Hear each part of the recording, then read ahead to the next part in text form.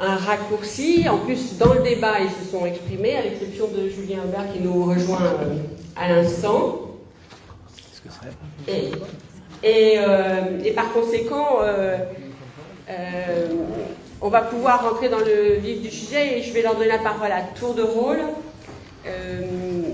Et je les représenterai un petit peu chaque fois, mais bon, je crois que vous avez pu voir chacun d'entre eux.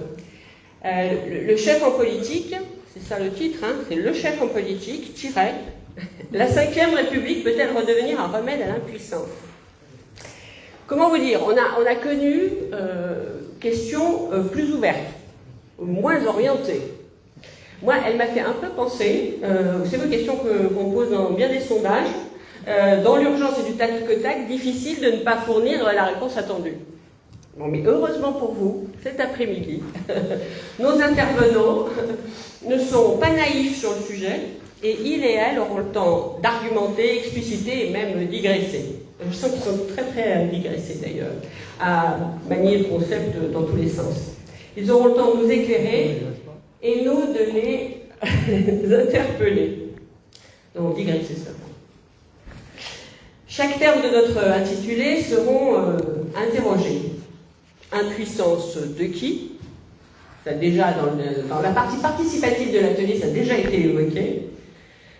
Impuissance institutionnelle du chef, ou défaut de légitimité, ou déficit de courage, ou soumission aux fameuses puissances de l'argent au détriment de l'intérêt général. Impuissance des députés, majorité tenue de main ferme, ou impuissance d'un peuple qui n'arrive pas à se faire entendre de ceux et celles qui sont censés gouverner en son nom. Et le remède est-il institutionnel, un peu, beaucoup ou pas du tout? Quelle est la nature du chef en politique? Quelle est son utilité? Là aussi, déjà, vos interpellations ont aidé nos intervenants à compléter leurs propos, je suppose. La Ve République est-elle la solution ou le problème? Ou les deux? J'avais écrit mon général, vous m'excuserez, je n'avais rien prévu pour faire la même blague que Arnaud Montebourg. Donc... Mais là, dans ce cadre-là, dans le cadre de cette discussion sur la Ve République, c'était juste un tout petit clin d'œil à son fondateur. Nous attendons enfin, bien évidemment, parce que nous voudrions sortir de petite dépression montebourgienne, si je puis dire, de nos invités et de leurs échanges, des pistes et propositions pour sortir la démocratie de la crise dans laquelle elle semble s'enfoncer, pour refaire république et souveraineté, en quelque sorte, qui sont des termes auxquels, dans l'association, nous sommes très attachés. Auxquels nous sommes très attachés. Pour commencer, je vais donner la parole à Charlotte de Girard. Il faut bien qu'il y en ait une qui commence.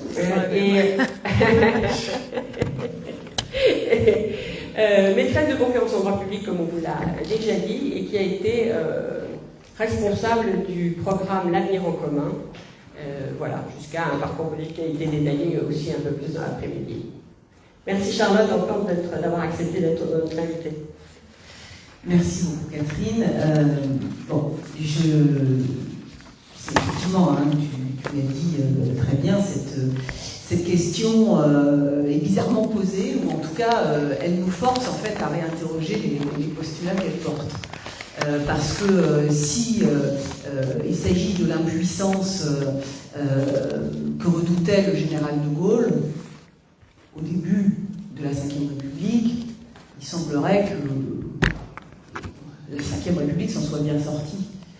Ce que je veux dire par là, c'est que, en effet, du point de vue des gouvernants, ceux qui sont aux manettes et aux postes les plus stratégiques et conséquents, c'est-à-dire l'exécutif, tout va bien.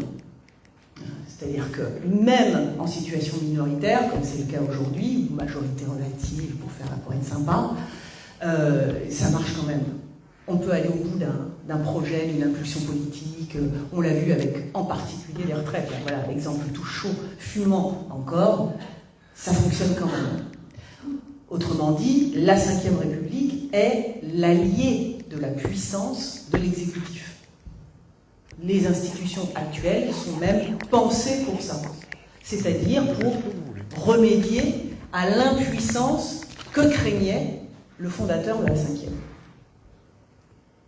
Donc, si on regarde les choses un peu froidement et après tout réalistement, on voit bien que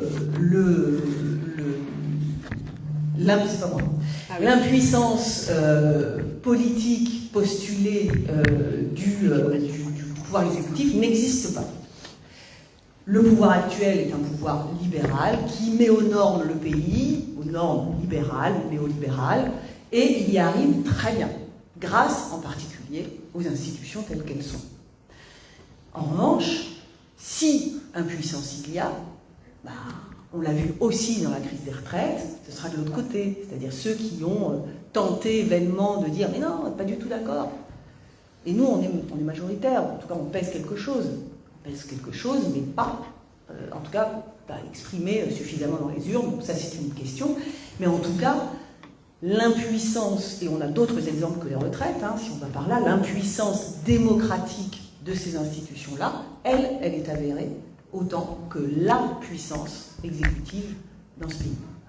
Et effectivement, donc tu l'as dit, tu l'as suggéré aussi Catherine, impuissance parlementaire, si on va par là aussi, ou en tout cas impuissance de l'opposition parlementaire au minimum, on le voit bien aussi chaque jour. Donc finalement, dans cette Cinquième République, il y a des perdants, mais il y a aussi des gagnants. Et les gagnants sont les puissants du jour, les perdants sont les impuissants depuis, hélas, trop longtemps.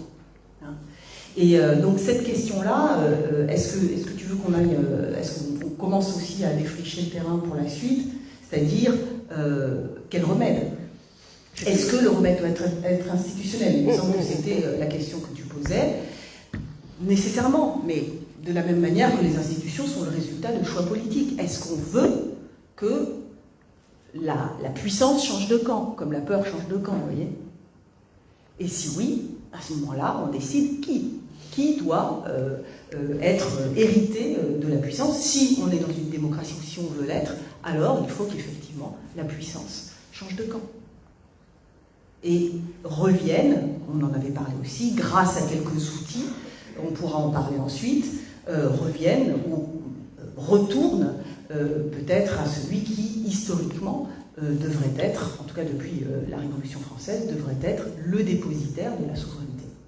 Et donc, de la question de la puissance, on passe à l'autre question qui me semble beaucoup plus essentielle, mais dont la puissance va découler, c'est la question de la souveraineté.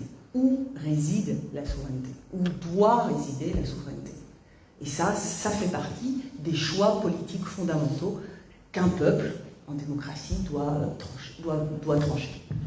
Voilà. Donc ça, c'est une entrée en matière que je vous propose, en tout cas qui consiste d'abord à remettre en cause les questions posées pour essayer d'y répondre le mieux possible. Alors, en discutant un peu avec vous quatre avant d'avoir cette table ronde, et en ayant eu Philippe Guibert ensuite, je me suis aperçu que, mais alors, comment dire, c'était presque un film, avec, vous savez, un cadrage totalement différent. Avec Philippe Guibert, il parle d'un point de vue, mais alors, enfin, d'une vision assez différente, et donc, pour entamer cette dynamique d'échange et de contradiction, je lui propose de poursuivre l'échange. Merci Catherine pour cette invitation à contredire Charlotte. Alors, je suis particulièrement en désaccord avec elle sur ce qu'elle a dit, notamment de la réforme des retraites. Mais justement, moi je voudrais partir de l'impuissance politique. Qu'est-ce qu'on appelle l'impuissance politique? L'impuissance politique, c'est le résultat de ce qu'on appelle la globalisation. On appelle ça aussi la mondialisation. Moi je préfère le terme globalisation. C'est-à-dire un monde qui est interconnecté par la libre circulation des transports, des marchandises, des capitaux, des hommes et des femmes. Et donc c'est un monde interconnecté où l'information, l'argent, les personnes, les marchandises, les biens, les capitaux peuvent circuler. Or ça, c'est une machine qui est fondée sur le marché et qui est fondée sur les droits individuels. C'est une machine qui se veut dans toute l'idéologie de la mondialisation heureuse, c'est l'individu va trouver son épanouissement dans un libre marché où l'État n'aura qu'un rôle relativement réduit de bon fonctionnement des marchés. Or ça, c'est une machine à détruire la puissance politique, puisque la puissance politique, elle s'est construite historiquement sur un État-nation, avec ses attributs classiques de souveraineté, de frontières, etc., etc. La souveraineté et les frontières étant quand même des éléments tout à fait essentiels. Or, cette globalisation est bien une remise en cause de la souveraineté des États, puisqu'il s'agit de faciliter les libertés de circulation, et puis des frontières, puisque par définition, ces frontières sont remises en cause par cette globalisation. Et donc l'impuissance du politique, c'est ça. Alors on l'évoque beaucoup dans le domaine économique, et notamment à gauche, on aime à pointer à juste titre les conséquences délétères de cette globalisation. On pourrait les pointer en matière écologique, en soulignant combien cette libéralisation des échanges a pu contribuer à l'augmentation des émissions de gaz à effet de serre et à contribuer à l'effet de réchauffement climatique. On pourrait aussi, je vais le dire de façon plus tragique, par rapport à ce qui s'est passé hier, à cet attentat dans ce lycée, montrer aussi que la globalisation, c'est une globalisation de l'immigration qui soumet les États, en l'occurrence la France, à des demandes migratoires qui sont considérables. Si on prend les statistiques du droit d'asile au cours des années 60 et puis celles du droit d'asile aujourd'hui, on multiplie par 10 ou par 20 ou par 100 parfois les proportions. Et on se retrouve avec un État, la France, qui n'est pas en capacité d'expulser une personne qui s'est vue refuser le droit d'asile et qui est surveillée par les services secrets, puisque l'auteur de cet attentat et de cet assassinat, pour dire les choses encore plus clairement, était surveillé, on l'a appris, par nos services de renseignement. Et donc c'est aussi un effet de la globalisation. Il y a les effets économiques, il y a les effets migratoires, il y a les effets sécuritaires. Et donc cette globalisation dans toutes ses dimensions, qu'elle soit économique, qu'elle soit informationnelle, qu'elle soit culturelle, qu'elle soit migratoire, qu'elle soit sécuritaire, renvoie l'État avec sa souveraineté et ses frontières à une certaine impuissance, sortant et au marché et au pouvoir du droit, puisque le droit est devenu un droit globalisé, avec comme figure de proue le juge. Et donc la globalisation, si je voulais la résumer de façon évidemment caricaturale, ça serait le pouvoir du financier, le pouvoir du juge, des juges, le pouvoir des influenceurs ou des journalistes. Deuxième point, je souligne que l'Union européenne, telle qu'elle nous a été proposée il y a maintenant près d'une grosse trentaine d'années, avec le marché unique à la fin des années 80 et puis le référendum de Maastricht en 92, nous a été présentée, puis dans ses étapes suivantes, nous a été présentée comme une façon de se protéger de la mondialisation. Souvenez-vous des discours qu'on entendait chez les promoteurs du oui à Maastricht. C'était une façon pour la France de se protéger de cette mondialisation et de cette globalisation. Or, c'est tout l'inverse, et on le comprend tristement, certains l'ont compris tôt, d'autres l'ont compris plus tard, mais cette Union européenne qui était là pour nous protéger a au contraire été le facteur d'intériorisation de la globalisation. Vous savez aussi bien que moi que les traités européens successifs sont fondés sur les 4 libertés de circulation fondamentales, des capitaux, des biens, des services et des personnes. Donc la philosophie de l'Union européenne qui était censée nous protéger est au contraire une philosophie d'adaptation à la globalisation. On pourrait dire que l'Union européenne, c'est la globalisation adaptée au continent européen et aux pays qui sont membres de cette Union européenne. Et dans ces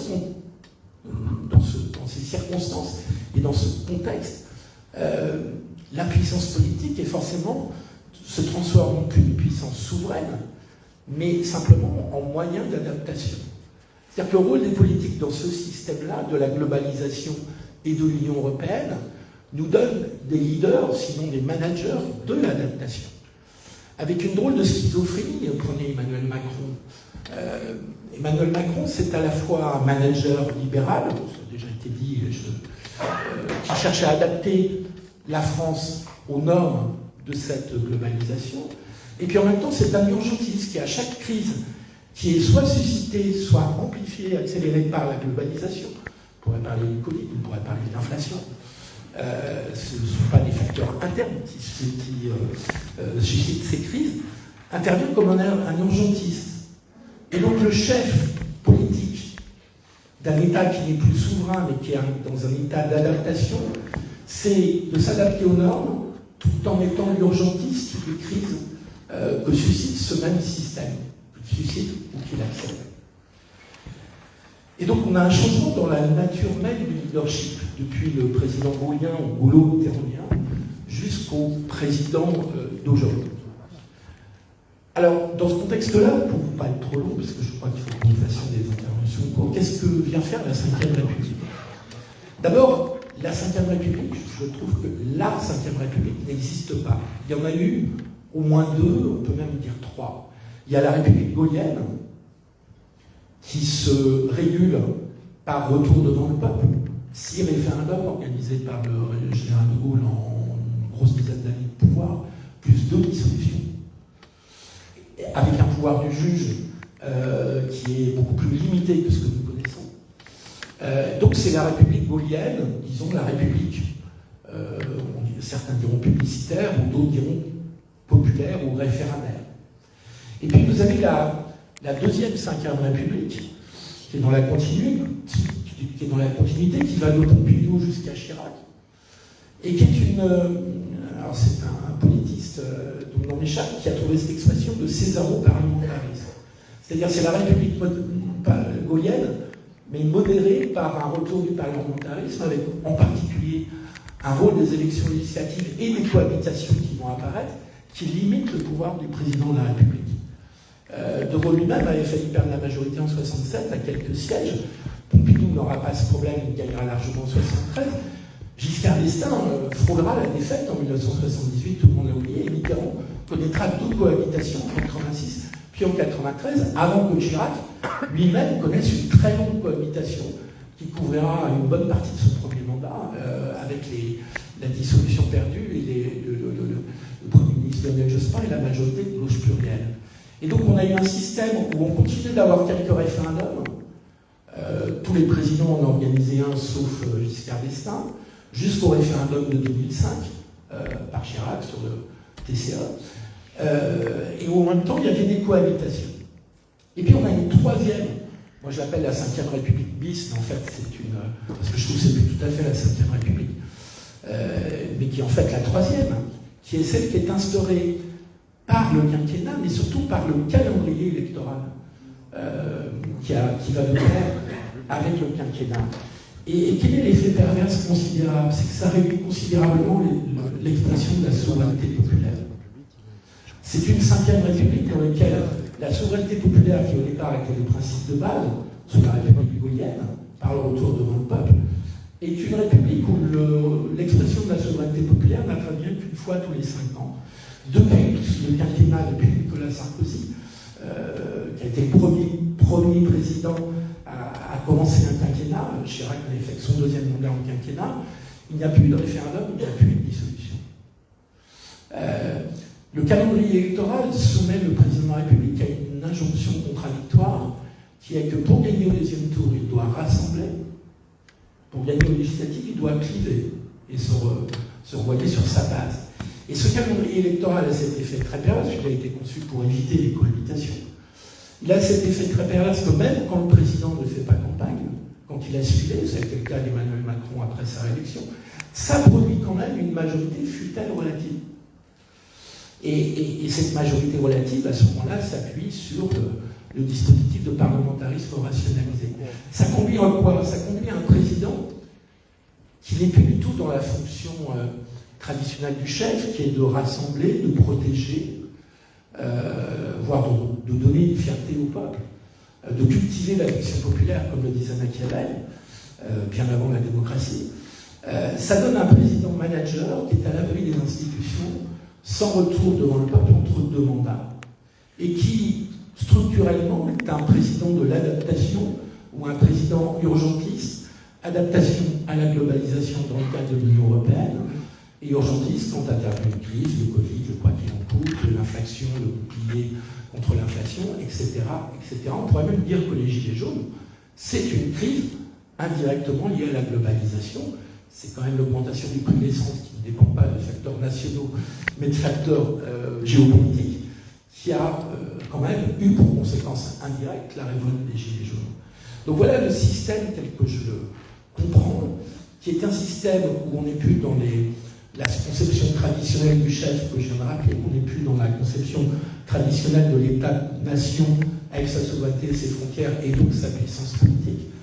On est dans un système où l'adaptation, qui n'est pas la même chose que la puissance politique, est la règle, dans un système qu'on a tout de même choisi, parce que les traités qui s'appliquent ont quand même été votés, et où la solution pour en sortir, pour espérer en sortir, je mentionne juste celle-là, me paraît être effectivement un retour à la pratique référendaire. Là, je suis tout à fait d'accord avec ce qu'a dit Arnaud Mondo tout à l'heure.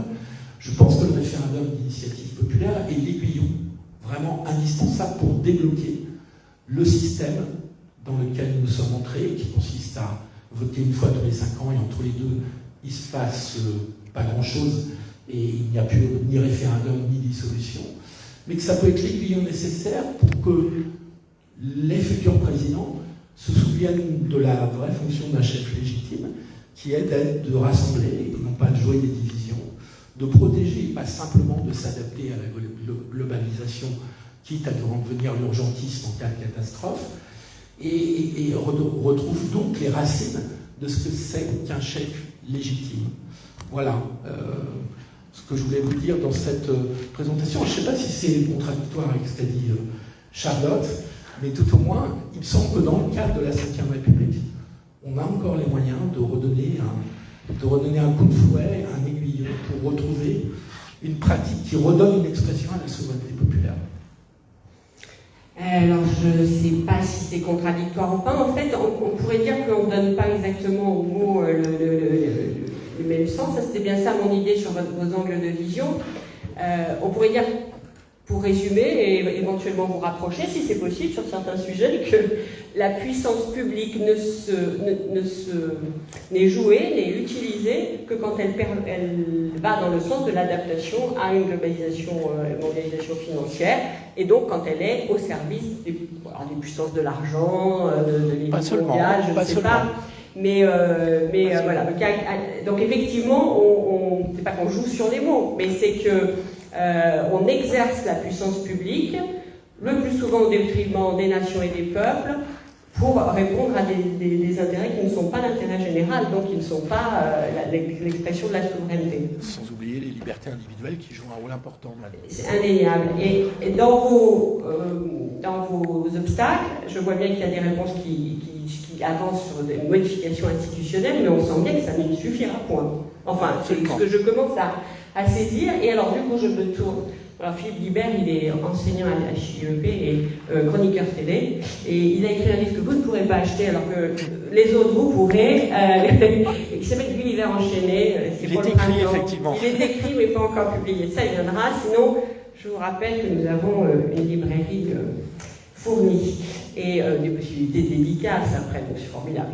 Et donc, je voulais donc passer maintenant la parole à Benjamin Morel, qui a la particularité, puisque moi je l'ai entendu la semaine dernière, chacun a son calendrier, c'était il y a 3 semaines, là c'était la semaine dernière, et donc je l'ai entendu dans une discussion sur la crise démocratique, alors que les autres intervenants se concentraient beaucoup sur les questions institutionnelles, et alors qu'il est lui-même professeur de droit public, maître de conférence en droit public, pardon, nous expliquer que c'était peut-être pas le problème principal n'était peut-être pas institutionnel. Donc, pour ce discours à contre-emploi, Benjamin Morel, qui a écrit La France en miel, ben voilà, je vous passe le micro. et qui a écrit un livre sur les réformes institutionnelles, la réforme institutionnelle d'avenir, qui n'est pas non plus hashtag, et qui paraîtra également au mois de février, pour vous dire que malgré tout, je pense qu'il y a en effet des réformes institutionnelles à faire. Le sujet n'est pas là. Mais en effet, évidemment qu'on peut réformer la Ve République. Évidemment qu'il y a beaucoup de choses aujourd'hui qui font que ça bloque notre Constitution. Et d'ailleurs, peut-être pas notre Constitution d'abord, mais certaines lois ordinaires, certaines pratiques également mériteraient d'être modifiées. Mais la réalité, c'est qu'une fois qu'on a dit ça, on ne comprend pas pourquoi la France va mal, parce qu'on ne comprend pas pourquoi de la Suède au Portugal, de la Pologne aux États-Unis, vous n'avez pas une seule démocratie occidentale qui aujourd'hui va bien. Ce qui montre qu'il y a probablement des problèmes institutionnels, mais que le problème n'est pas qu'institutionnel. La démocratie, c'est quoi? La démocratie, c'est notre capacité à délibérer en commun et, eu égard à cette délibération, à faire des choix. Et ensuite, à traduire ces choix dans le réel. Un principe de souveraineté qui fait que l'État est en réalité un instrument du peuple par lequel le peuple peut agir sur son propre destin. Dès lors, évidemment qu'au milieu, il y a les institutions. Mais il y a le sujet de l'amont, il y a le sujet de l'aval. Il y a le sujet de débattons de mon corps et avons-nous réellement le pouvoir de changer le réel. Premier élément, débattons de mon corps. On vient de passer 2 semaines à débattre, et je ne néglige absolument pas ce débat et son côté fondamentalement prégnant, essentiel, de la guerre contre les punaises de lit. Récemment, nous avions débattu pendant 3 semaines du sort de Pierre Palmade. Nous n'avons pas eu de campagne présidentielle parce qu'il fallait parler uniquement de la guerre en Ukraine. Sujet important évidemment, mais peut-être d'autres débats sur lesquels nous aurions pu également nous attarder dans le cadre d'une campagne présidentielle. Les départementales et les régionales, quelqu'un parlait tout à l'heure de collectivité territoriale, je veux bien qu'on n'appelle pas de campagne non plus, parce que évidemment, là, je plaide pour quelque chose que j'ai déjà dit, on a une décentralisation qui est illisible et qui de toute façon peut difficilement être compris par les Français, mais si vous ne prenez pas la peine de même les informer qu'il y a des élections, parce que vous comprenez, Covid. Et donc, il faut parler uniquement courbe épidémique, alors qu'on est en phase descendante. Je comprends ça pour les municipales, mais au monde départemental et des régionales, comment voulez-vous que les Français comprennent, s'approprient un scrutin qui est un scrutin démocratique? La République, ceux qui m'ont entendu il y a une semaine ou il y a 3 semaines, je l'ai déjà dit, mais la République, ce n'est pas d'abord des institutions. La démocratie, c'est l'émancipation de l'individu, du citoyen, par le savoir. Le grand pari du début de la Troisième République, c'est pas d'abord un pari institutionnel, c'est, pour éviter une assemblée monarchiste et un président bonapartiste comme sous la Deuxième République, c'est comment est-ce qu'on émancipe le peuple. L'option des républicains opportunistes, c'est de dire on va également émanciper le peuple par les élections. En disant au peuple, vous allez faire de la politique maintenant, et vous allez voter. Vous avez un peuple qui s'intéresse à la politique. Dès lors que nous ne débattons plus, ce qui pose la question de la structure du système médiatique aujourd'hui, ce qui pose la question évidemment d'une information en silo via les réseaux sociaux. Dès lors que vous n'avez pas l'espace public fonctionnel, vous pouvez faire tout ce que vous voulez, vous pouvez avoir les meilleures institutions du monde, vous n'aurez pas une démocratie fonctionnelle. La Révolution française, c'est pas d'abord une constitution, la constitution elle arrive tard, elle arrive en 1791, c'est d'abord 5000 journaux, c'est d'abord des clubs qui s'ouvrent, c'est d'abord un débat. Ce débat aujourd'hui, il est dysfonctionnel et donc ça ne peut pas bien marcher. On débat sur quoi? On débat des punaises de lit. On a beaucoup débattu du marché européen de l'électricité, très peu. Les sujets qui nous amènent aujourd'hui, comment est-ce qu'on retrouve notre souveraineté, comment est-ce qu'on reconstruit un avenir en commun, ces sujets aujourd'hui sont assez peu traités dans le débat public. Comment arriver à les politiser? Ça peut être l'affaire d'un chef, mais le chef est secondaire en réalité, j'y reviendrai. Premier élément, débat public. Le deuxième élément, et je rejoins ce qui a été dit par Philippe, la question de la potence de l'État. On décide, mais a-t-on vraiment la capacité de décider en période de globalisation financière, etc., dont jouent nos élites? Parce que, évidemment, c'est facile de dire à Paris, non, mais vous comprenez, c'est la faute à l'Europe. Oui, en partie, c'est la faute à l'Europe, mais qui siège au Conseil des ministres, au Conseil de l'Union européenne, les ministres français.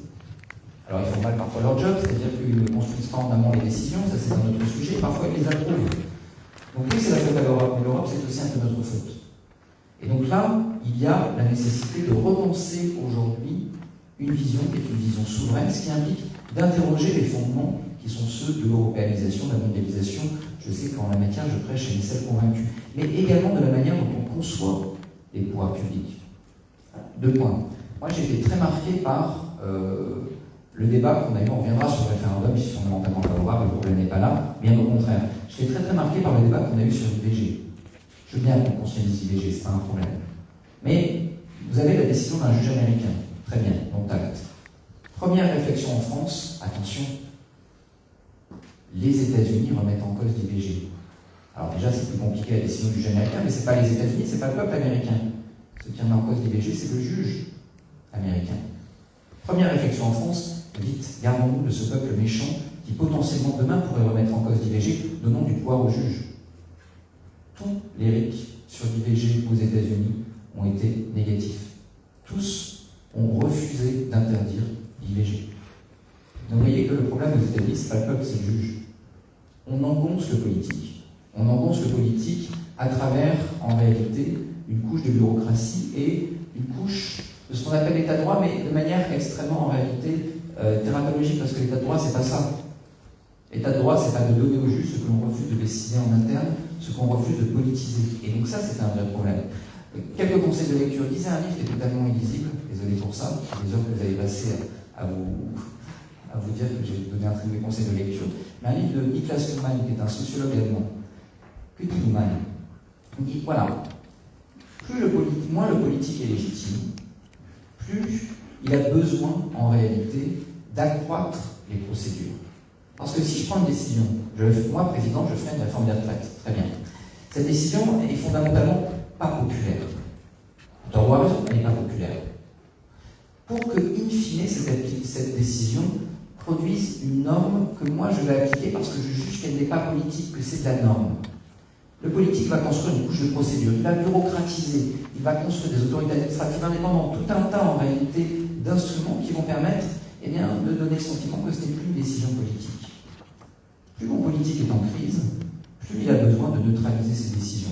Et ce faisant également, plus il s'enfonce, plus il devient fragile, plus en réalité, il s'immobilise lui-même. Et donc, plus il perd en légitimité. Nos démocraties modernes sont prises dans ce cercle vicieux.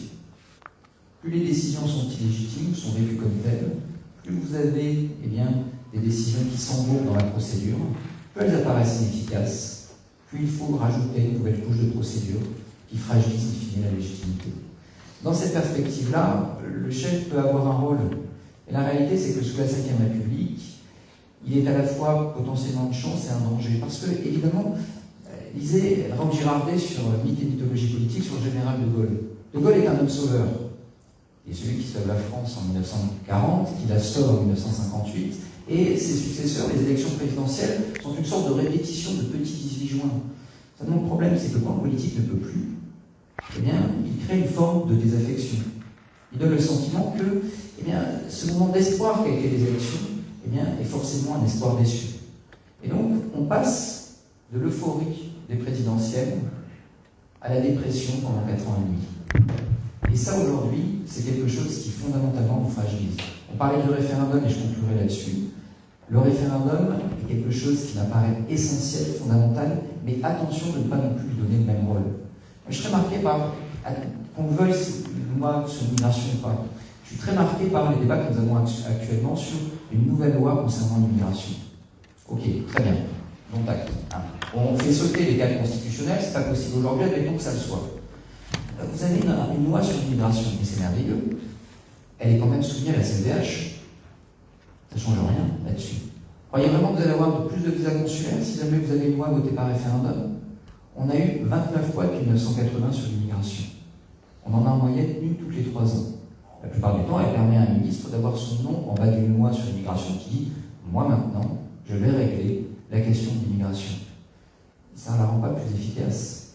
La réalité, c'est que le problème n'est pas dans la loi aujourd'hui. Il est dans la hiérarchie des normes, et c'est un vrai problème auquel il est difficile de toucher, même s'il faut le toucher, et il est dans l'application de la loi. Si demain vous faites un référendum sur l'immigration, très bien, tout le monde est content, tout le monde va voter, oui, non, in fine, quelque chose est adopté, vous avez le sentiment de vous être ressaisi de la souveraineté. C'est bien, mais in fine, la CEDH vous dira quand même que non. Idem, l'Algérie vous dira toujours que votre visa consulaire, c'est non. Imaginez-vous la crise démocratique que vous allez établir.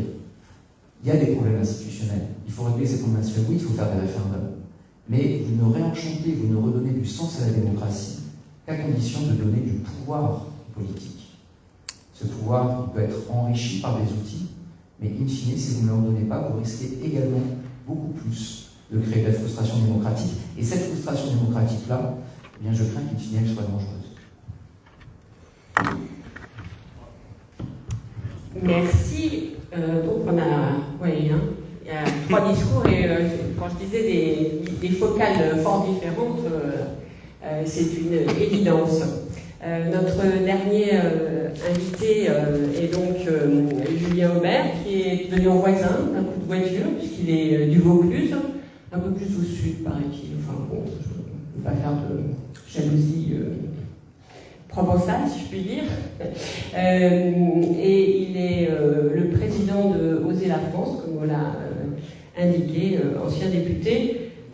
Donc il a eu une pratique de la 5e République de façon interne, et donc peut-être a-t-il envie de réagir sur ce que j'ai dit sur les majorités, leurs possibilités d'expression, sur le rôle du Parlement, parce qu'on a beaucoup parlé du référendum, on a juste esquissé les nécessités de rééquilibrage aussi au niveau du Parlement, ou peut-être encore de tout à fait autre chose en réaction à nos 3 premières interventions.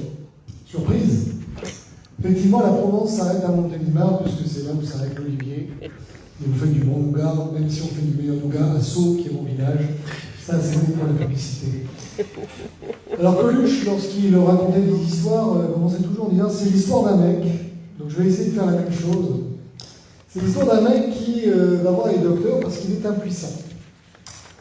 Et donc il va d'abord voir le docteur Girard. Le docteur Girard l'ausculte et lui dit monsieur, vous avez tort. Vous n'êtes pas impuissant. Vous avez par contre un problème psychologique, c'est que vous croyez que vous l'êtes. Et si vous arrivez à vous auto-persuader que vous ne l'êtes pas, vous verrez, le problème va s'améliorer. Alors, comme un peu surpris par le diagnostic, il dit, vous savez, j'ai quand même demandé un 2e diagnostic, et donc il va voir le docteur Guibert. Ce qui est logique. Alors le docteur Guibert lui dit, non, mon confrère s'est trompé. Il y a d'abord un problème d'environnement. Vous vivez dans un environnement globalisé, ça est très mauvais pour la santé, c'est plein de particules nocives, ça empoisonne votre corps, et puis par contre, votre corps, vos institutions, là, ça ne fonctionne pas bien, hein, ça se dégrade, vous voyez bien.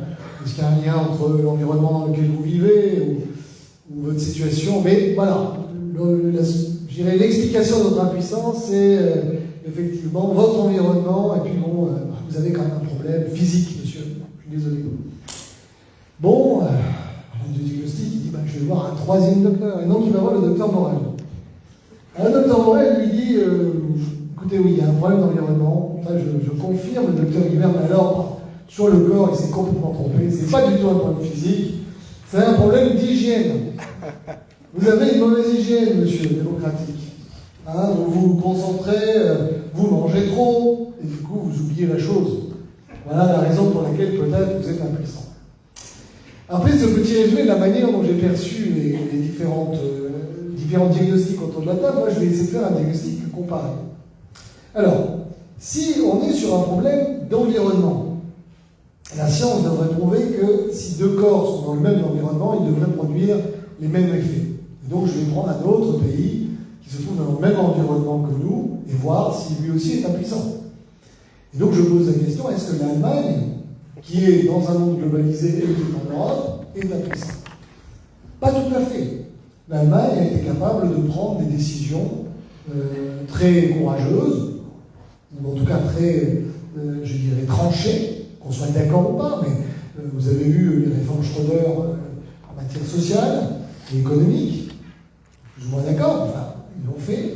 Vous avez eu l'énergie 22, qui est une catastrophe, mais ils l'ont fait. Un pays où ils ont dit on sort du nucléaire, on sort du nucléaire. Donc, est-ce que l'environnement est la seule raison? Par contre, quand effectivement je regarde les autres pays, on se rend compte quand même qu'il y a de plus en plus de difficultés pour avoir prise sur le réel. Mais ça ne peut pas être la seule explication, à mon sens. Si c'est un sujet physique, alors dans ce cas-là, je vais chercher quelqu'un qui a les mêmes institutions que moi, le même corps, le même gabarit, pour voir s'il arrive la même chose. Donc je vais vous donner un pays qui a des institutions proches de la 5e République. Et il se trouve que c'est intéressant parce que ce pays, c'est Israël, qui a un système avec un pouvoir exécutif très fort. Alors, il n'est pas exactement le même, mais c'est un régime semi-parlementaire, ou en tout cas un parlementarisme rationalisé, et d'ailleurs de plus en plus rationalisé. Est-ce qu'Israël est impuissant? Je ne dis pas qu'elle a 100% de résultats, mais on voit bien que le politique a un rôle en Israël.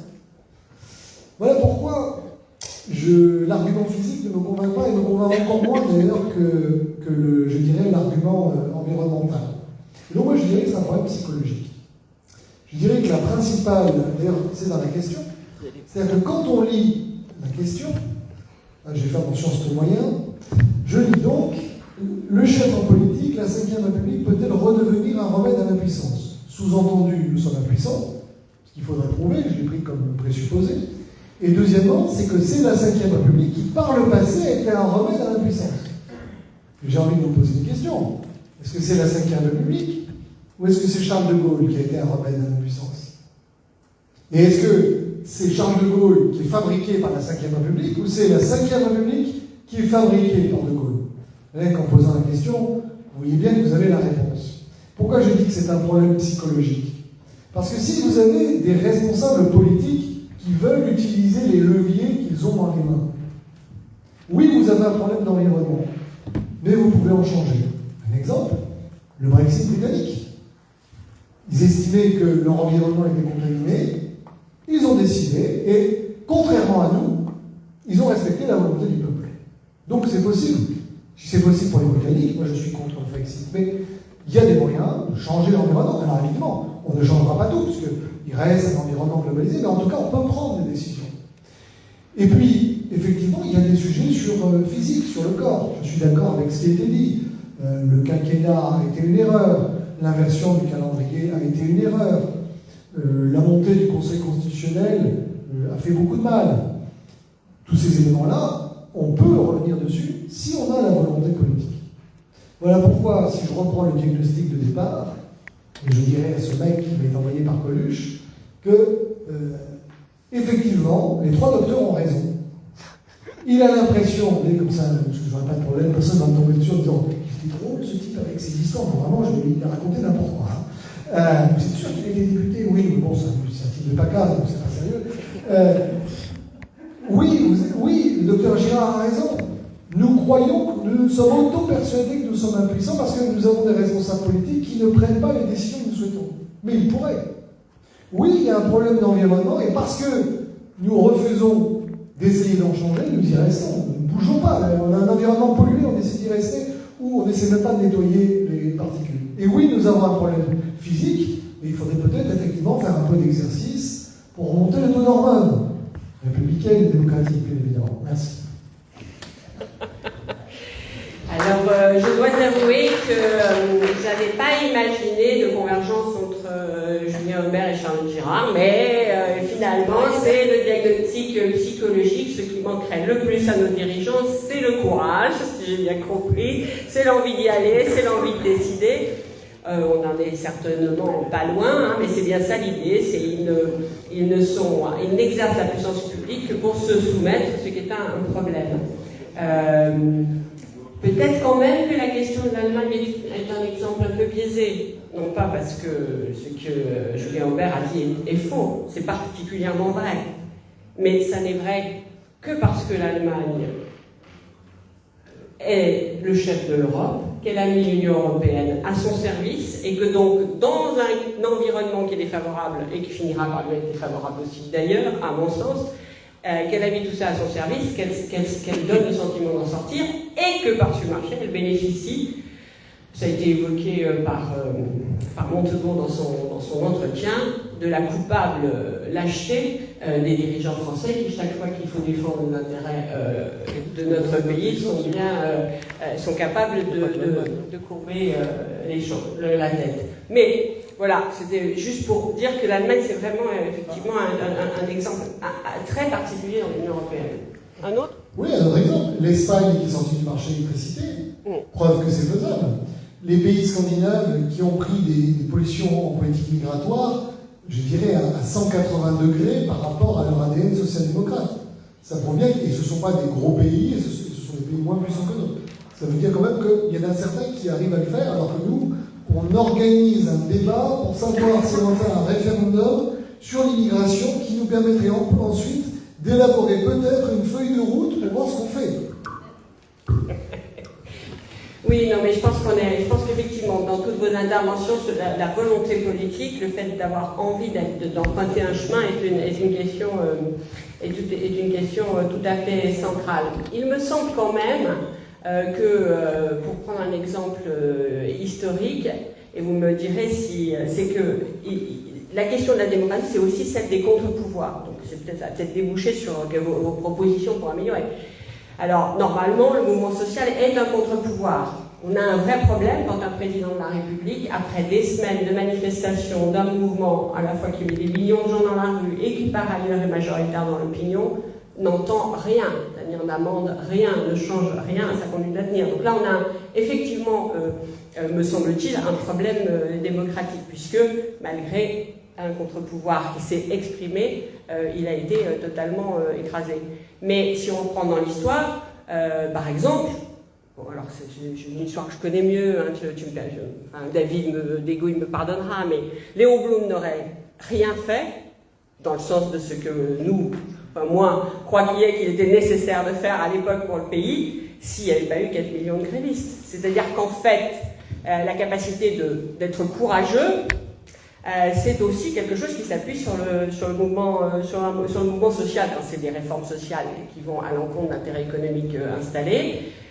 Probablement que Charles de Gaulle n'aurait non plus rien fait en matière économique si l'ensemble des grandes entreprises françaises qu'il a nationalisées ou participé à la nationalisation à la Libération n'avaient pas été collaboratrices. Il y a des rapports de force, bon alors on ne va pas faire la guerre, mais le mouvement social par contre oui, où voyez-vous, y a-t-il d'autres champs à explorer que celui d'espérer indéfiniment que viendra un chef courageux?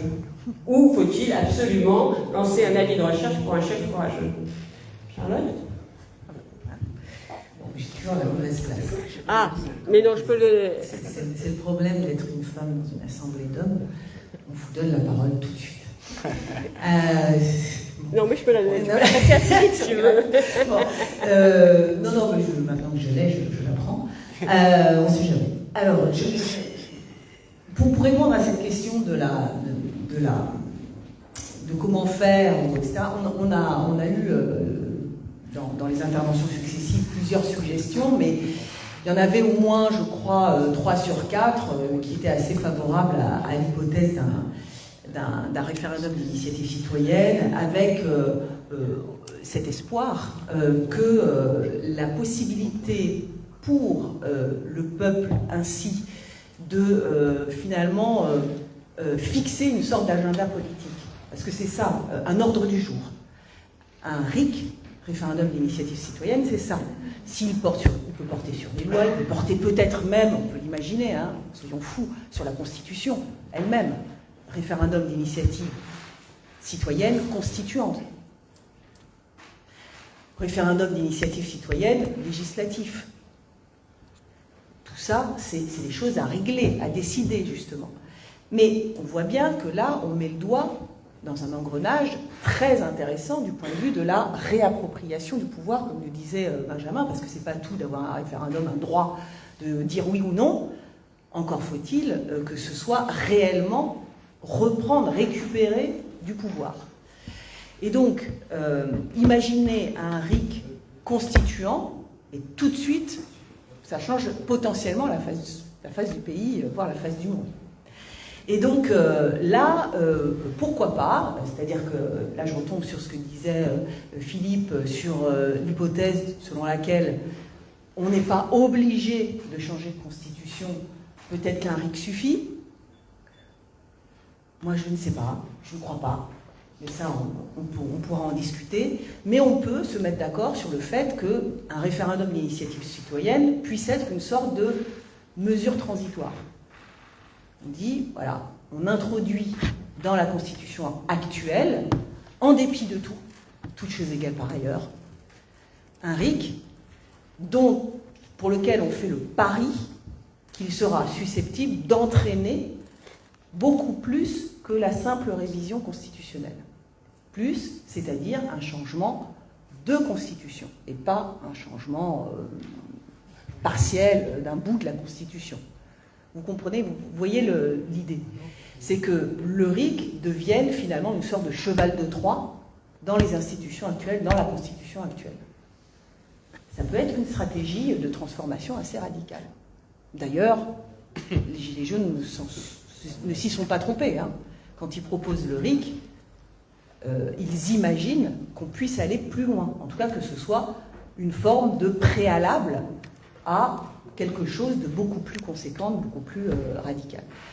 L'intérêt de cette procédure, ou de cette idée, de ce choix, c'est qu'en effet, moi c'est un pari aussi que je fais, c'est que le référendum d'initiative citoyenne, c'est-à-dire un référendum pas verrouillé comme le référendum d'initiative partagée d'aujourd'hui, hein, soit une occasion, une opportunité de poser très à plat, de manière très publique, si je puis dire, la question de la forme du pouvoir, de sa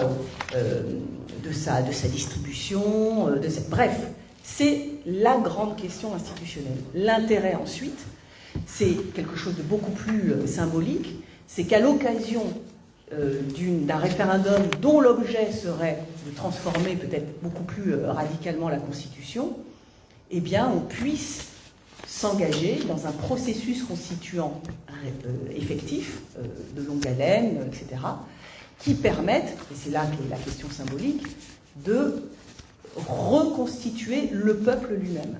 L'idée ici, c'est qu'à travers un processus constituant avec une participation massive et non pas juste un groupe d'experts qui se réunissent pour octroyer une nouvelle constitution au peuple, c'est pas du tout ça hein, l'idée, eh bien on puisse finalement nous donner l'occasion en tant que peuple de nous reconstituer et du coup de réhabiliter ou de rétablir une forme souveraine populaire, une forme de souveraineté populaire, comme on en a déjà parlé ailleurs ici, mais enfin, vous voyez, l'idée c'est ça. Enfin, en tout cas, de mon point de vue, il y a potentiellement dans la proposition du RIC le germe d'une procédure constituante qui réhabilite, qui reconstitue, qui refasse la République. Vous voyez ? Et donc, voilà, je trouve qu'il y a un potentiel de reconstitution et de la République et de la démocratie française qui me semble assez intéressant. Si on devait ne pas aller tout de suite à cette radicalité, il y a aussi un certain nombre d'éléments qu'on pourrait imaginer, et je pense en particulier à la question de la responsabilité. Pourquoi je vais à cette question-là ? On peut parler de chef. Bon, ok. Moi, je ne suis pas du tout... je pense qu'on peut penser le chef d'une manière beaucoup plus large, comme le pouvoir à une personne, un individu, etc. Bon, on peut penser que le chef, finalement, c'est le souverain, et que le souverain, il peut avoir une forme collective. Mais là n'est pas la question. La question, c'est que, quel que soit le chef, c'est pour lui attribuer du pouvoir. Et qu'en contrepartie, il faut prévoir la contrepartie d'un pouvoir qu'on octroie. Et cette contrepartie, ça s'appelle la responsabilité politique. Et ça se soigne aussi. Et ça se soigne dans des institutions, dans une constitution. Il faut absolument le prévoir. Or, précisément, ce qui, dans la Ve République, fait défaut, c'est ça. C'est qu'il n'y a pas de dispositif de responsabilité politique de ceux qui ont réellement le pouvoir. C'est-à-dire le président de la République, des responsabilités inscrites dans la Constitution, article 67. C'est la responsabilité gouvernementale, pourtant inscrite, mais pour laquelle il n'y a aucun moyen de la vérifier ou de la mettre en œuvre. Et donc, il faut imaginer, de ce point de vue-là, d'autres dispositifs, soit qui déverrouillent la responsabilité gouvernementale, soit qui créent une véritable responsabilité dans le giron de celui qui a de véritables pouvoirs, c'est-à-dire le président de la République. Mais à ce moment-là, on est sûr de retomber, bon, je ne rentre pas dans le détail, mais dans un système vraisemblablement de type primo-ministériel, etc. Bon, à voir. Mais je pense qu'on n'est pas obligé d'entrer dans ce détail-là. Que dire encore? Le rôle du Parlement, j'en ai entendu parler, tu en as parlé.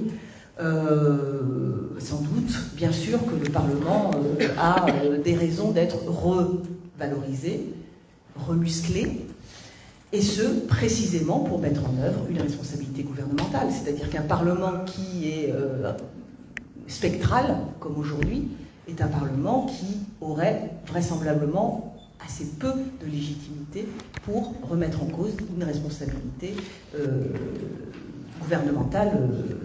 En tout cas, il ne se saisit pas ou il ne semble pas en mesure de se saisir de ce pouvoir-là en ce moment, tout simplement parce qu'il en est incapable, y compris politiquement. Et enfin, un élément qui a été évoqué sur les lois, la question des migrations et d'une impuissance qui existerait à ce sujet, moi je ne crois pas du tout à ça. C'est-à-dire que je pense que les lois en matière d'immigration sont un peu comme les lois antiterroristes, des lois pour rien. C'est-à-dire des lois qui répondent, tu en parlais aussi David, à une panique morale. C'est-à-dire qu'on fait des lois pour dire qu'on fait quelque chose. Mais en fait, la question véritablement de traiter, donc de comprendre le problème, de le traiter, etc., elle n'est pas prise au sérieux. Et qu'en fait, ce sont des lois apparentes ou d'apparat. On dit qu'on agit, mais en réalité, non pas on se réduit à l'impuissance, mais on est à peu près, comment dire, pas qu'on se réduit à l'impuissance, mais on a peu d'égard pour l'effectivité de ces lois, comme si on se foutait en fait du résultat.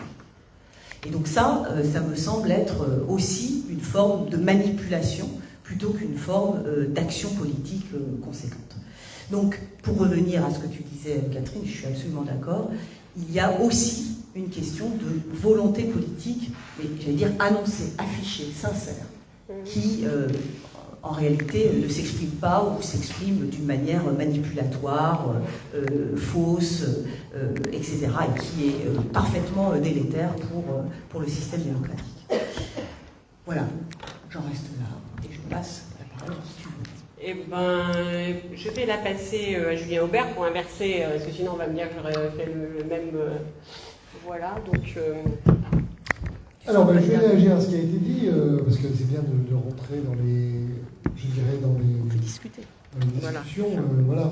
Sur le RIC, moi je suis plutôt favorable au RIC, parce qu'effectivement, on voit bien que comme on a des générations d'élus qui ont peur de pratiquer la Ve République, parce qu'en fait... La seule responsabilité tacite, elle existe. La responsabilité tacite du président de la République, c'est pas marqué dans le texte. Mais on voit bien que dans l'idée de De Gaulle, je perds un référendum, je m'en vais. Ça veut dire que je n'ai plus le mandat du peuple. C'est ça en réalité qui a été abandonné. Et après, on a carrément abandonné le référendum. Donc, le RIC vient de l'idée que, puisqu'ils ont peur de nous consulter, on va leur imposer la consultation. Donc, moi, je suis plutôt favorable, parce qu'effectivement, on voit bien que la marmite a besoin aussi de soupape. Ceci étant dit, il y a dans ce qui a été développé l'idée qu'il n'y a pas besoin de chef, le peuple c'est le chef. C'est vrai au plan institutionnel, au plan théorique. Est-ce que ça peut être vrai au plan pratique? Toute personne qui a fait une assemblée générale de copropriétaires, pour décider de savoir si on fait un ascenseur ou la réfection d'escalier, c'est qu'il y a une petite différence entre la théorie et la pratique. Dans la théorie, tout le monde recherche l'intérêt général. Dans la pratique, personne ne veut payer les frais d'escalier. Donc, à 60 et quelques millions d'habitants, je ne suis pas certain que ce soit faisable, pratique. L'idée est belle, mais le risque, c'est que ça se transforme, surtout si d'ailleurs on le banalise, en une forme soit, je dirais, de consultation un peu démago où les gens n'expertisent pas vraiment les conséquences. Parce que si on avait demandé aux gens, moi je me rappelle, le quinquennat, excellente idée le quinquennat, les gens ils ont voté comme un seul homme. Le non-cumul des mandats, ben oui, ces élus, de toute façon ils cumulent. Demain, moi je fais un référendum, je dis je vous propose que les élus ne soient plus payés dans ce pays, il n'y a pas de raison. Ben, j'ai une majorité. Ben oui, salaud d'élus. Est-ce que pour autant, c'est le titre d'un bouquin que j'ai écrit et qui lui est paru. Contrairement aux bouquins des autres qui ne sont pas parus, je le dis, moi vous pouvez m'acheter. Enfin, attention, maintenant parce que je ne suis plus élu, donc vous ne pouvez pas m'acheter sous forme d'élu, mais vous pouvez m'acheter sous forme de livre. Donc le sujet, c'est qu'il faut faire attention, je dirais, dans la... Est-ce que ça a un intérêt, c'est-à-dire que du coup, ça réveille le peuple parce qu'il se dit « je vote et ça a un résultat », la réponse est oui. Donc ça, c'est plutôt positif, ça peut être plutôt pour le RIC. Il y a des gens qui ne votent plus, qui pourraient dire bah, « maintenant ça sert à quelque chose, donc je vais voter ». En revanche, est-ce que le fait d'avoir des RIC va améliorer la connaissance des sujets institutionnels posés dans la population? Je suis beaucoup moins certain. On risque d'avoir des gens qui vont y accorder, et plus on le banalisera d'ailleurs, peut-être que le premier grand RIC, les gens vont se renseigner, etc. Au 10e RIC, le 10e dimanche, on risque d'avoir des gens qui disent ah bah c'est la journée, c'est l'ouverture de la chasse, et puis je dois aller voir ma grand-mère, et puis il fait beau dehors. Et donc on va retomber sur le même problème. Donc voilà. Et ensuite, effectivement, il y a le potentiel de l'efficacité. Comme je vous dis, je suis moins sensible. Il y a aussi l'idée, très Première République, que quelque part, ce serait mieux si on débattait en permanence. On peut se passer quelque part de chef. On peut se passer peut-être d'une élite. Or moi, je crois en la démocratie représentative. C'est-à-dire qu'on a quand même tâtonné au cours des siècles, et on a tenté par le passé des expériences. Les sans-culottes qui rentraient directement dans l'Assemblée pour pousser les parlementaires, le vote, la possibilité de récuser les mandats en cours de mandat, justement. Ce sont des choses qui ont été avancées, etc. On a beaucoup oscillé. Et tous les gens qui expliquent qu'on peut résoudre ça en changeant les institutions, moi je pose une question, est-ce qu'on est plus bête que les Américains? Les Américains, ça fait 200 ans qu'ils ont la même constitution. Ils avaient la même constitution au moment où ils avaient des esclaves sur le territoire et une économie qui était bien inférieure à celle de l'Europe. Ils ont aujourd'hui la même constitution, ils y arrivent. Pourquoi il n'y a que les Français qui sont obligés tous les 10, 30 ou 50 ans de dire ben, hop, je change complètement la décoration de la maison. Bon. Et donc, cette 5e République, lorsqu'elle a été fondée en 1958, elle correspond exactement, et surtout d'ailleurs avec son corollaire ensuite de l'élection au suffrage universel, elle correspond en réalité à l'essence de ce peuple, qui est à la fois césariste, bonapartiste, et qui en même temps est régicide et ne supporte pas longtemps de ne pas avoir voix au chapitre. Donc, il faut concilier, à mon avis, ces deux courants. La difficulté, c'est qu'effectivement, les élus se sont barricadés dans les maisons au fur et à mesure en disant « Oh là là, ça commence à devenir dangereux, ils votent mal ». Mais est-ce la faute des institutions ou est-ce la faute des gens que nous élisons? Je reviens sur le problème que j'avais dit tout à l'heure.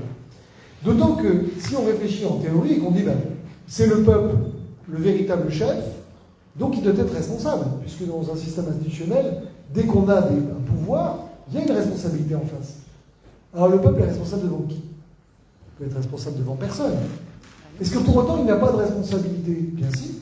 Parce que s'il vote des mesures qui viennent détériorer la situation des futurs Français, ben, ils ont une responsabilité devant l'histoire.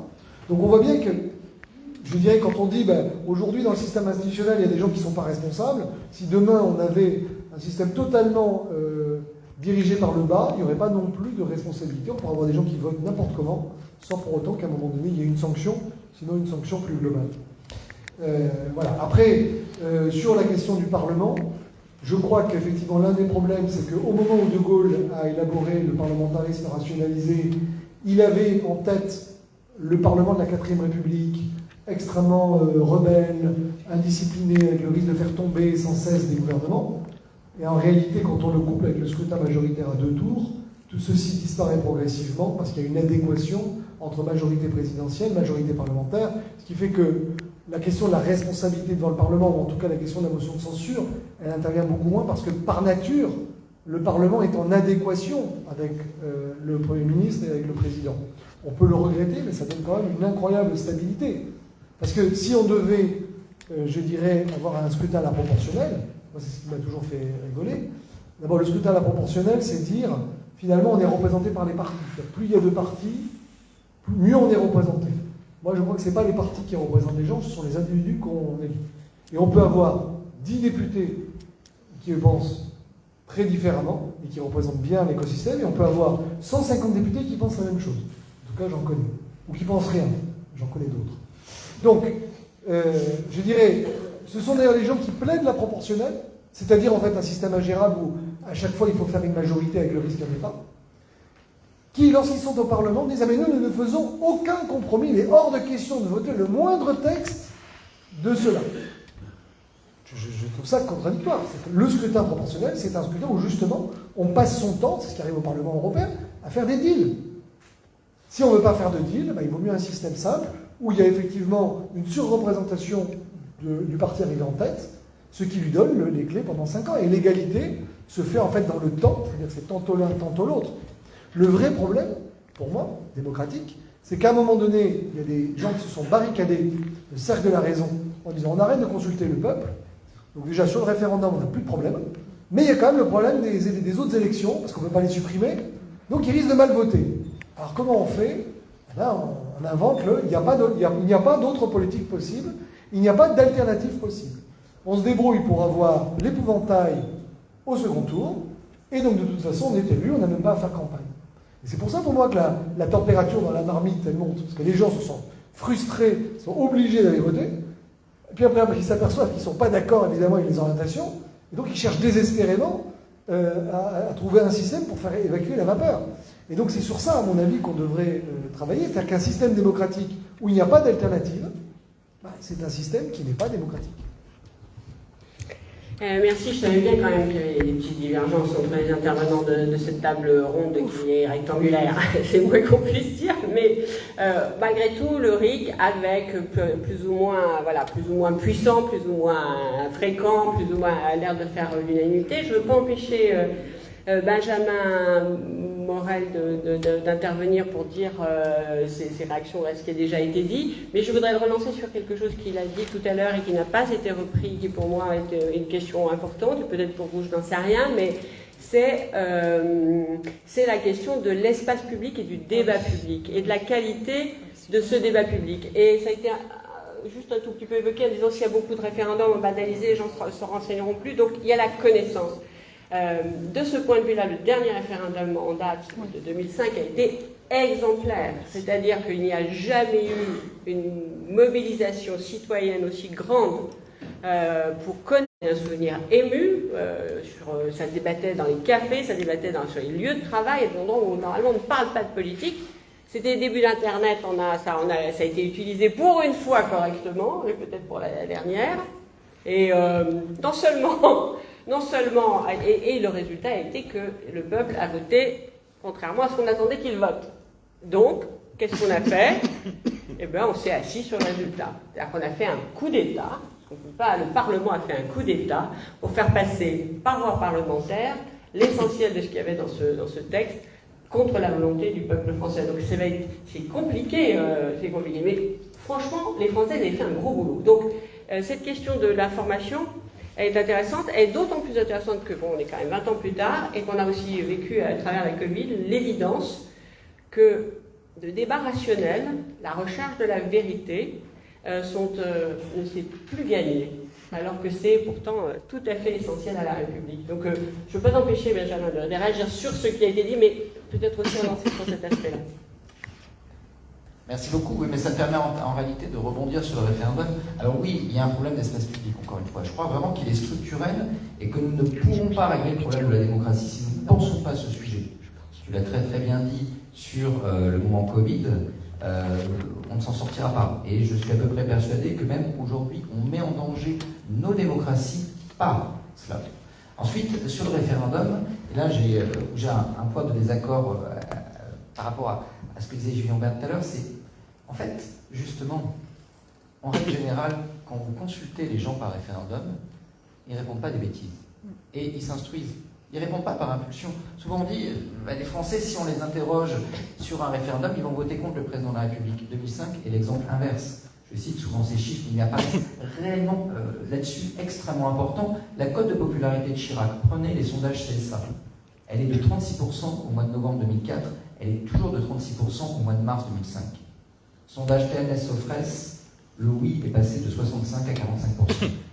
Donc quand on vous fait le numéro, non mais vous savez, les Français, ils étaient un peu immatures en 2005, ils ont voulu se faire plaisir. Ils ont voulu voter contre Jacques Chirac. Bon, c'était pas très sérieux tout ça, parce que, le peuple, il a des colères, il a des humeurs, allez. Bon, maintenant, il faut grandir, on est en 2008, vous comprenez. Et là, quand même, ce traité, il était important, donc soyons un peu adultes. Soyons un peu adultes, on va le faire passer par voie parlementaire et par voie de congrès, parce que le défouloir, c'est bien, mais le peuple doit quand même savoir pourquoi il vote, et là, vous avez fait un peu n'importe quoi. En réalité, c'est faux. C'est faux, et d'ailleurs Emmanuel Macron l'a entre guillemets reconnu dans son dernier discours sur les 65 ans de la 5e devant le Conseil constitutionnel que personne visiblement n'a regardé. Il y a encore des gens qui lisent Macron. Alors il fallait l'écouter pour le coup, ce qui était peut-être encore plus compliqué. Mais oui, toute la portée aujourd'hui de la parole présidentielle et de la parole du chef. Je crois que c'est quand même très très marquant justement sur le sentiment d'impotence du politique. Mais Macron et les 65 ans mis de côté, il dit en effet c'est un moment de frustration démocratique. Mais oui, parce que justement il y a eu une politisation. Je raconte également souvent cette anecdote. Moi j'ai un milieu très très populaire. Mes parents, ma mère en l'occurrence, qui ne votent pas ou alors votent pour des candidats bizarres, commencent par là et qui finissent par sale. Là c'est politisé. Je l'ai vu lire des journaux, je l'ai vu lire Le Monde, je l'ai vu lire Le Figaro, je l'ai vu lire L'Humanité, qui à la fin se demandait je vote oui ou je vote non. La politisation pendant 6 mois a été extrêmement forte. Que le choix fut bon ou mauvais, je dirais, c'est même pas le sujet en réalité. Il y a eu un débat éclairé. Et le référendum, son avantage, c'est ça. On me pose réellement la question, et si on suit ma réponse, parce que, en effet, le référendum de 2005, il a été foulé au pied, mais pas que. Référendum sur la Corse, référendum sur l'Alsace, achetez mon livre, référendum sur Notre-Dame-des-Landes. Et là, tous ces sujets-là, évidemment, ont donné lieu à des avis du peuple, à des décisions populaires qui ont été ensuite foulées au pied. Donc, si jamais vous interrogez les gens, mais qu'ensuite, après qu'ils se soient politisés, vous considérez qu'ils n'ont pas répondu de façon mature alors qu'ils se sont politisés, vous commettez un vrai crime démocratique. Il ne faut pas vous étonner que ça revienne en boomerang. Donc, le référendum bien posé, sans même parler du RIC, des moments où vous avez le temps du débat, des moments où vous avez un espace public permettant le débat, est un vrai outil démocratique sain. Le RIC est également un outil fondamentalement sain. J'évoquais tout à l'heure la question de l'IVG. Généralement, quand vous dites le RIC, tout le monde dit oui, mais par contre pas ça, parce que ça c'est important, vous comprenez, et on ne va pas laisser délibérer le peuple en matière de droits fondamentaux, etc. Parce que vous comprenez, il pourrait mal décider. Il n'y a pas un RIC qui a rétabli la peine de mort aux États-Unis.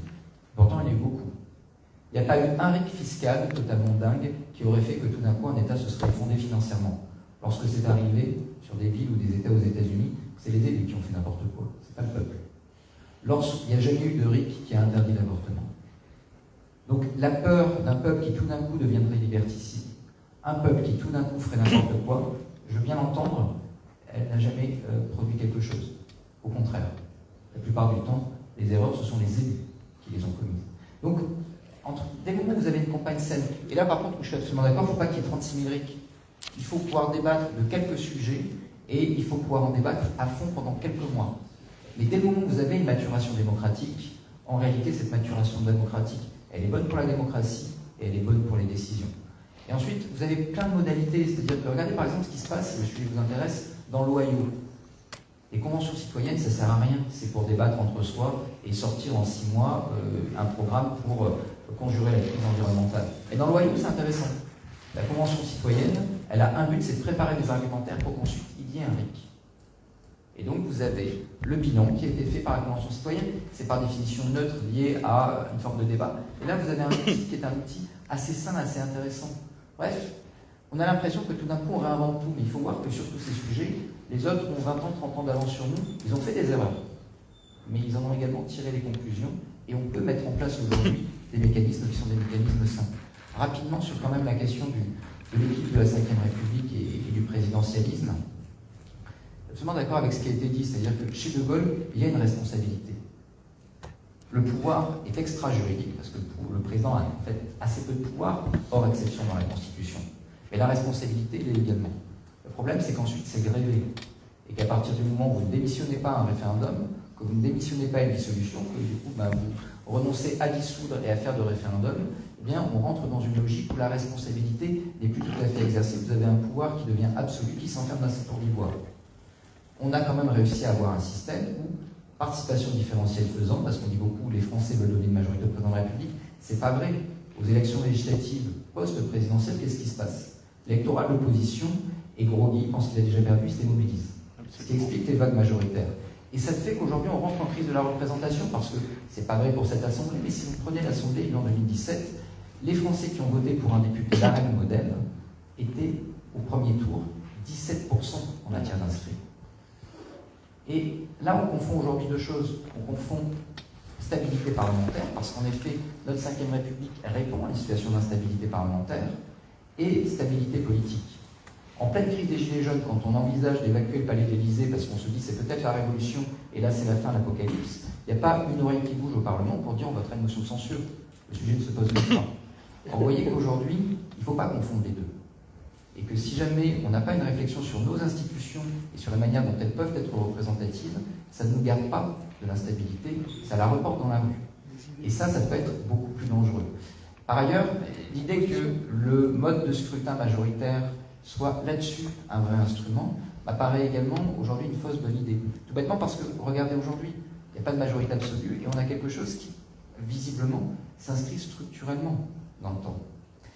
Prenez le mode de scrutin le plus majoritaire qui soit, c'est pas un mode de scrutin majoritaire, c'est le proportionnel aux élections municipales, où vous avez une prime majoritaire de 50%.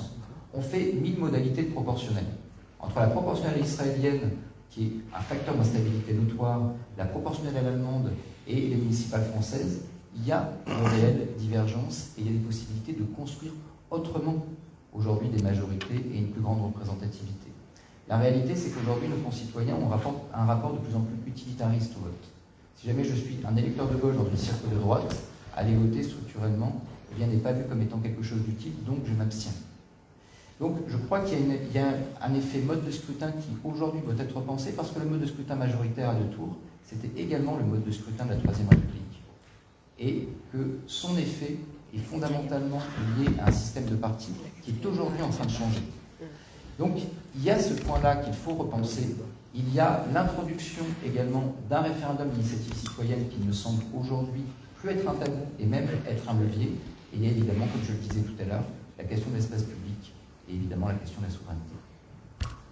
Merci. Le temps avance vraiment vite. Je vais donner la parole à Philippe Guibert pour sa deuxième intervention. Ensuite, vous aurez la parole pour des questions, parce qu'il faut bien qu'il y ait un peu de retour de la salle. Et après vous avoir parlé du RIC, ce serait quand même dommage de ne pas vous donner la parole. C'est exactement ça. Et puis, comme j'ai mal formulé ma question, j'avais envie que quand même quelqu'un arrive à me parler des médias. Parce que, voilà, et voilà. Merci Philippe. Parce que je suis assez largement d'accord avec ce qui a été dit précédemment. Donc je vais me concentrer sur l'espace public. La question de l'espace public, des médias. Je trouve qu'on idéalise complètement cette question de l'espace public. L'actuel est toujours le mauvais. Tu as remarqué, Benjamin, je te taquine, que personne n'a proposé de référendum sur les punaises de lit.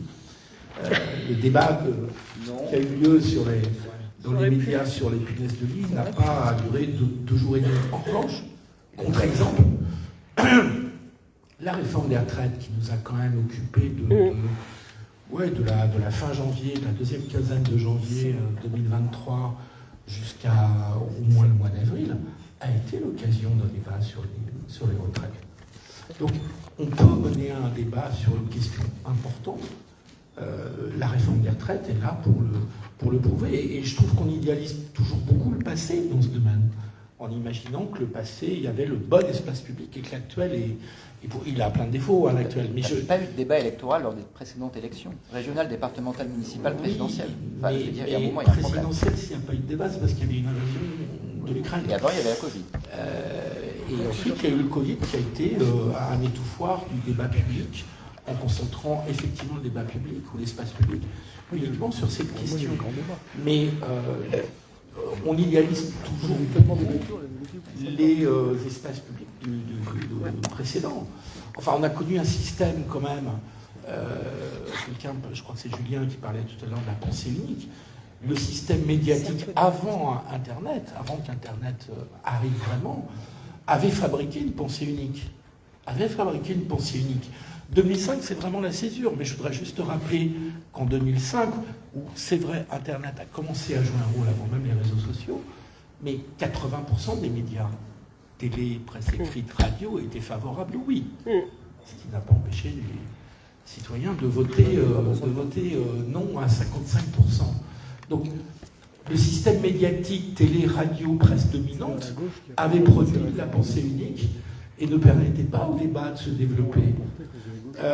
Autre exemple, le système classique de médias dominants que je viens de décrire a considéré qu'il fallait mettre le FN, Jean-Marie Le Pen, puis même Marine Le Pen pendant un moment, en dehors du débat. Ça n'a pas empêché, je crois, le FN puis le RN de progresser. Et donc, et c'était discutable sur le plan démocratique, de considérer qu'il y avait un parti et un leader qui n'était pas interdit, qui pouvait représenter à l'époque entre 15 puis 17%, puis après plus de 20%, que ce parti n'est pas si je veux dire, la part de voix dans le débat public qui lui revenait était, du point de vue démocratique, parfaitement contestable. Puis alors, je ne veux pas retourner dans l'histoire, la fameuse grande époque de la presse à la fin du 19e, enfin c'est Drouillon, la libre parole, la grande époque de la presse, le développement de l'antisémitisme en France, c'est lié à la presse écrite. Et puis, alors je vais revenir même avant la Révolution française, avec la fameuse naissance de l'opinion publique, on en a plein la bouche de cette époque-là et la naissance de la presse. Mais enfin, c'est la naissance aussi des libelles extrêmement violents contre la monarchie, contre les maîtresses du roi, contre les épouses du roi, de la comtesse du Barry à Marie-Antoinette. Les femmes étaient les cibles voilà. Donc je trouve que, et de façon bien pire que ce que nous connaissons dans des périodes suivantes. Donc évidemment qu'il y a plein de critiques à faire sur notre système. Évidemment qu'il y en a plein à faire, mais je considère que notre système actuel, d'ailleurs, qu'il y a des débats structurants qui sont posés par le politique. Exemple, la réforme des retraites, on peut tout à fait avoir un débat, et on en a débattu en long, en large et en travers, et des solutions, et dans le décryptage de cette réforme, etc., etc. Donc je ne crois pas que le débat public soit le principal problème. Après, il faudra aborder le problème de la post-vérité. Le vrai problème, il est là. Le vrai problème, il est que la post-vérité, c'est la définition du dictionnaire d'Oxford en 2016, qui consiste à dire c'est un système et un moment, une époque, où les émotions prévalent sur la raison et où les ressentis prévalent sur les arguments raisonnables et construits. Là encore, c'est tout à fait exact. On a pu voir pendant l'épidémie du Covid qu'on n'arrivait plus à trouver une vérité scientifique, mais c'était la vérité de ressenti. Vous vous sentiez vulnérable, vous étiez un enfermiste et vous avez toute une liste de scientifiques diverses qui pouvaient vous appuyer dans cette conviction. Vous vous sentiez beaucoup moins vulnérable, voire vulnérable, vous considérez que le Covid n'était pas si grave que ça. Vous aviez aussi votre liste de scientifiques qui pouvaient aller dans ce sens. Et donc, on a vécu une vraie crise de la post-vérité avec l'épidémie, c'est-à-dire qu'il n'y a pas eu, à un moment donné, de vérité factuelle qui puisse être établie, et que ce sont les ressentis et les opinions qui ont orienté le débat scientifique. Donc là, je suis d'accord qu'il y a un problème. Comment faire par rapport à ça ? C'est extrêmement difficile. C'est extrêmement difficile, si je continue sur cet exemple, et après je me tais pour laisser la parole à la salle. C'est extrêmement difficile quand vous avez un champ scientifique, la science, qui elle-même est dans la course à la visibilité médiatique ou numérique sur les réseaux sociaux, et qui veut absolument être le scientifique qui aura dit avant l'autre la vérité. Notre grand scientifique de Marseille, là-dessus, a une vraie responsabilité. Hein. Parce que c'est lui qui a ouvert... En plus, c'est vrai que c'est un grand scientifique. C'est un homme extrêmement sympathique, accessoirement. Non. Si. Et, enfin, ce que j'ai pu avoir comme échange avec lui.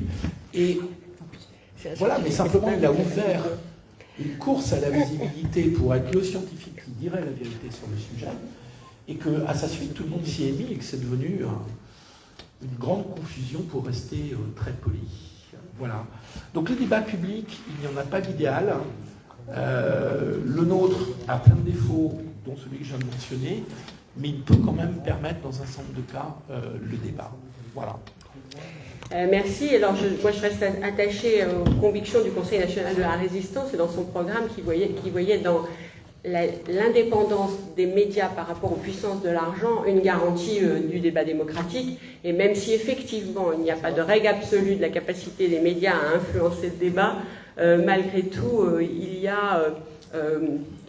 comme l'avait montré un documentaire, je ne me souviens plus de ce documentariste américain extraordinaire, il y a le même nombre d'armes dans les maisons canadiennes et dans les maisons américaines, mais dans les maisons américaines, il y a une télé qui martèle tous les jours les faits divers et les meurtres, et donc il y a une violence liée à ces armes aux États-Unis qui n'a rien à voir avec celle du Canada, pourtant avec un même nombre d'armes. Donc je veux dire, il y a quand même une capacité à rendre délétère le débat qui est intéressant. On ne va pas parler de Raoult parce qu'effectivement, non, ce n'est pas un homme sympathique, mais ce n'est pas la question, et c'est sûrement pas un vrai scientifique quand on voit ce qu'il a pu dire, mais il a effectivement introduit le débat. Je vais vous lire juste un truc, parce qu'effectivement, je pense que la question de la vérité et de la raison, c'est une des questions qu'on n'abordera pas, puis on vous donne la parole pour les questions. Et puis vous me direz à quelle date a été écrit ce texte. Si on ne satisfait pas à cette condition de civilisation supérieure, c'est-à-dire séparer le cerveau des hommes avec d'un côté la vérité et de l'autre côté le sensible, enfin bon, ça c'est un peu compliqué, mais on peut prédire presque à coup sûr le cours que prendra l'évolution humaine. Le goût du vrai va disparaître au fur et à mesure qu'il garantira moins de plaisir. L'illusion, l'erreur, la chimère vont reconquérir pas à pas, parce qu'ils s'y attachent du plaisir, le terrain qu'elles tenaient autrefois. La ruine des sciences, la rechute dans la barbarie en seront la conséquence immédiate. L'humanité devra se remettre à tisser sa toile après l'avoir, telle Pénélope, défaite pendant la nuit. Mais qui nous garantira qu'elle en retrouvera toujours la force ? Nietzsche, 1879. Donc voilà, n'en sommes-nous pas là. Bon, désolé de terminer sur cette phrase-là, mais... Nietzsche est le père de la post-vérité, puisque la phrase célèbre, c'est « il n'y a pas de fait, il n'y a que des interprétations », consiste à dire « il n'y a jamais de fait objectivable ». Donc, la parole est à vous. Pour des réactions, des questions.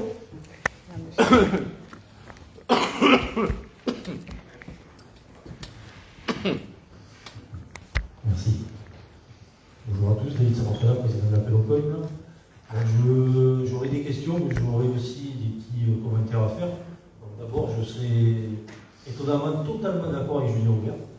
Je n'aurais pas cru être totalement d'accord, mais je suis totalement d'accord sur ce que vous avez dit. Petite remarque pour M. Morel.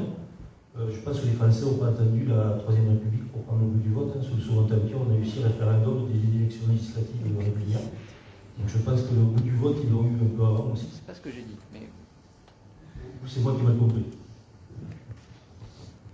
Ensuite, sur le chef en politique et la Ve République, ben oui, je pense qu'il faut un chef. Et là, je vais faire référence un peu aux sportifs, notamment au match de demain soir. Je pense que sans Antoine Dupont, l'équipe de France n'est pas l'équipe de France, mais sans les 22 autres joueurs qu'il y a autour, il n'y aurait pas l'équipe de France non plus. Donc un chef, un vrai chef, c'est quelqu'un qui sait s'entourer, qui sait écouter. Et donc un chef d'État doit savoir s'entourer et savoir écouter. C'est peut-être pas le cas aujourd'hui, mais normalement un vrai chef c'est ça. Étant ancien militaire, je peux vous dire qu'un vrai chef, normalement c'est ça. C'est celui qui sait s'entourer, qui sait écouter. Bon, j'aurais 2 questions pour Madame Girard. La première, c'est, donc vous êtes maître de conférence, si j'ai bien compris. Donc lorsque vous donnez des cours, je pense que vous êtes la chef dans votre salle. Donc vous parliez qu'il ne fallait pas un chef, donc il me semble que vous devez être le chef. Sinon, j'imagine le bazar que ça peut être dans votre salle, comme j'ai pu le connaître lorsque j'étais élève, et lorsqu'effectivement, une de nos professeurs n'avait pas forcément d'autorité, c'était vite fait le bazar. Mais ma deuxième question, c'est surtout celle que vous avez avancée sur le RIC. Alors, vous aurez bien compris qu'à titre personnel, je ne suis pas forcément un fanat du RIC. Par contre, j'aurais aimé que vous creusiez un peu plus votre raisonnement, parce que vous avez parlé du bout de ce changement constitutionnel ou institutionnel. Imaginons, alors je dis bien imaginons, hein, par le plus grand des malheurs, que le peuple se réunisse et lui dise que finalement la République ça ne marche pas et on souhaiterait le retour à la royauté. Donc quelle serait votre réaction? Est-ce que le peuple a raison? Est-ce que le peuple a tort pour le coup? Et vous, quel est votre raisonnement jusqu'au bout? C'est-à-dire une assemblée constituante pour le peuple constituant, d'accord? Et est-ce qu'on va jusqu'au tirage au sort par exemple? Et donc un Francis Lalanne qui prend des décisions en place, je vous avoue que j'aurais un peu de mal. Avec Raoult.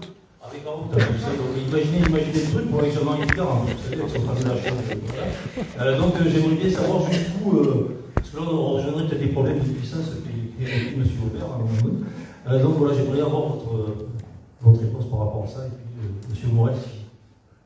Moi, j'avais cru comprendre dans ce que disait Julien Aubert, des Lalanne et des Raoult, qu'il y en a déjà à l'Assemblée. Mais enfin, bon, je dis ça, je dis rien.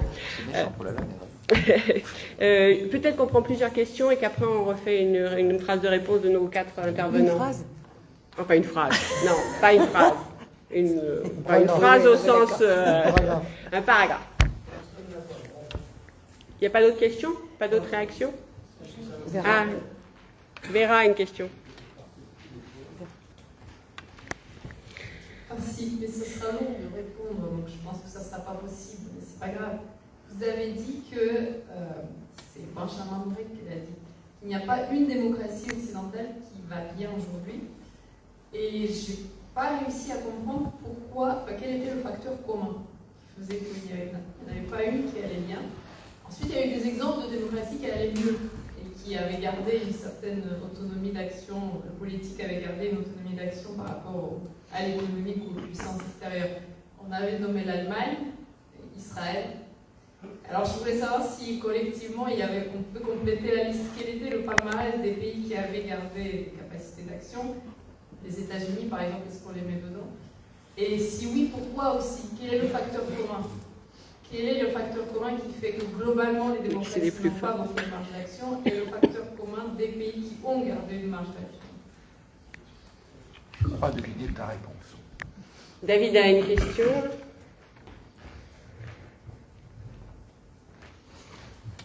Une des choses qui a été dite sur la table ronde et sur laquelle je souhaiterais que vous reveniez, c'est finalement, il y a toujours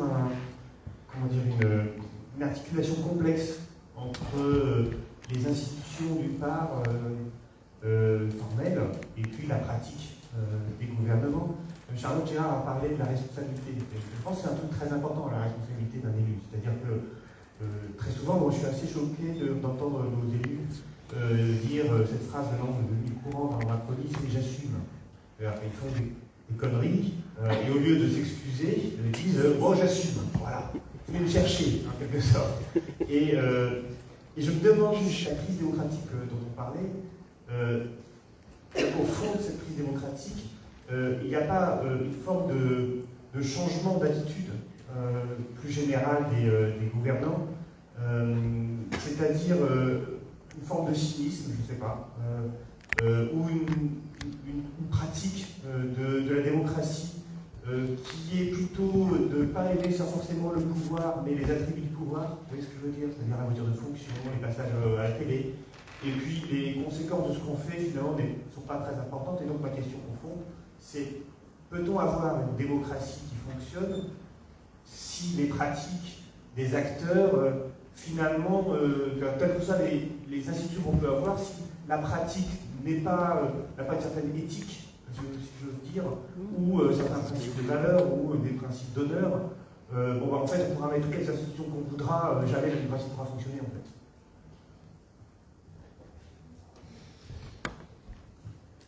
D'autres réactions? Ah, Théodore.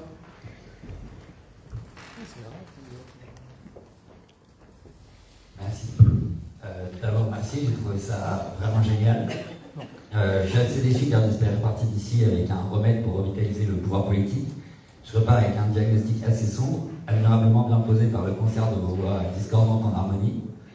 Un peuple dépolitisé, des chefs irresponsables, un espace public saturé et un carcan européen. Ça ressemble à un cercle vicieux. Pensez-vous qu'on puisse en sortir sans choc historique majeur. Bien. Alors maintenant, vous avez 10 minutes, allez, 20, maxi, non. non. Donc vous avez 3 minutes chacun pour essayer de répondre à une ou à plusieurs des interpellations, si possible. Et on va commencer par Julien Aubert. Si je recommence par Charlotte, elle me pince. Attendez, parce que 3 minutes. Hein. Oui, 3 minutes. Alors, 1 minute pour vous, chère madame. Je trouve que les pays qui s'en sortent le mieux sont les pays qui ne sont pas démocratiques en termes d'efficacité, parce que en réalité, forcément, ils sont moins sensibles aux problèmes, je dirais, générés par la mondialisation, puisqu'ils n'ont pas à prendre en compte les impacts sociaux.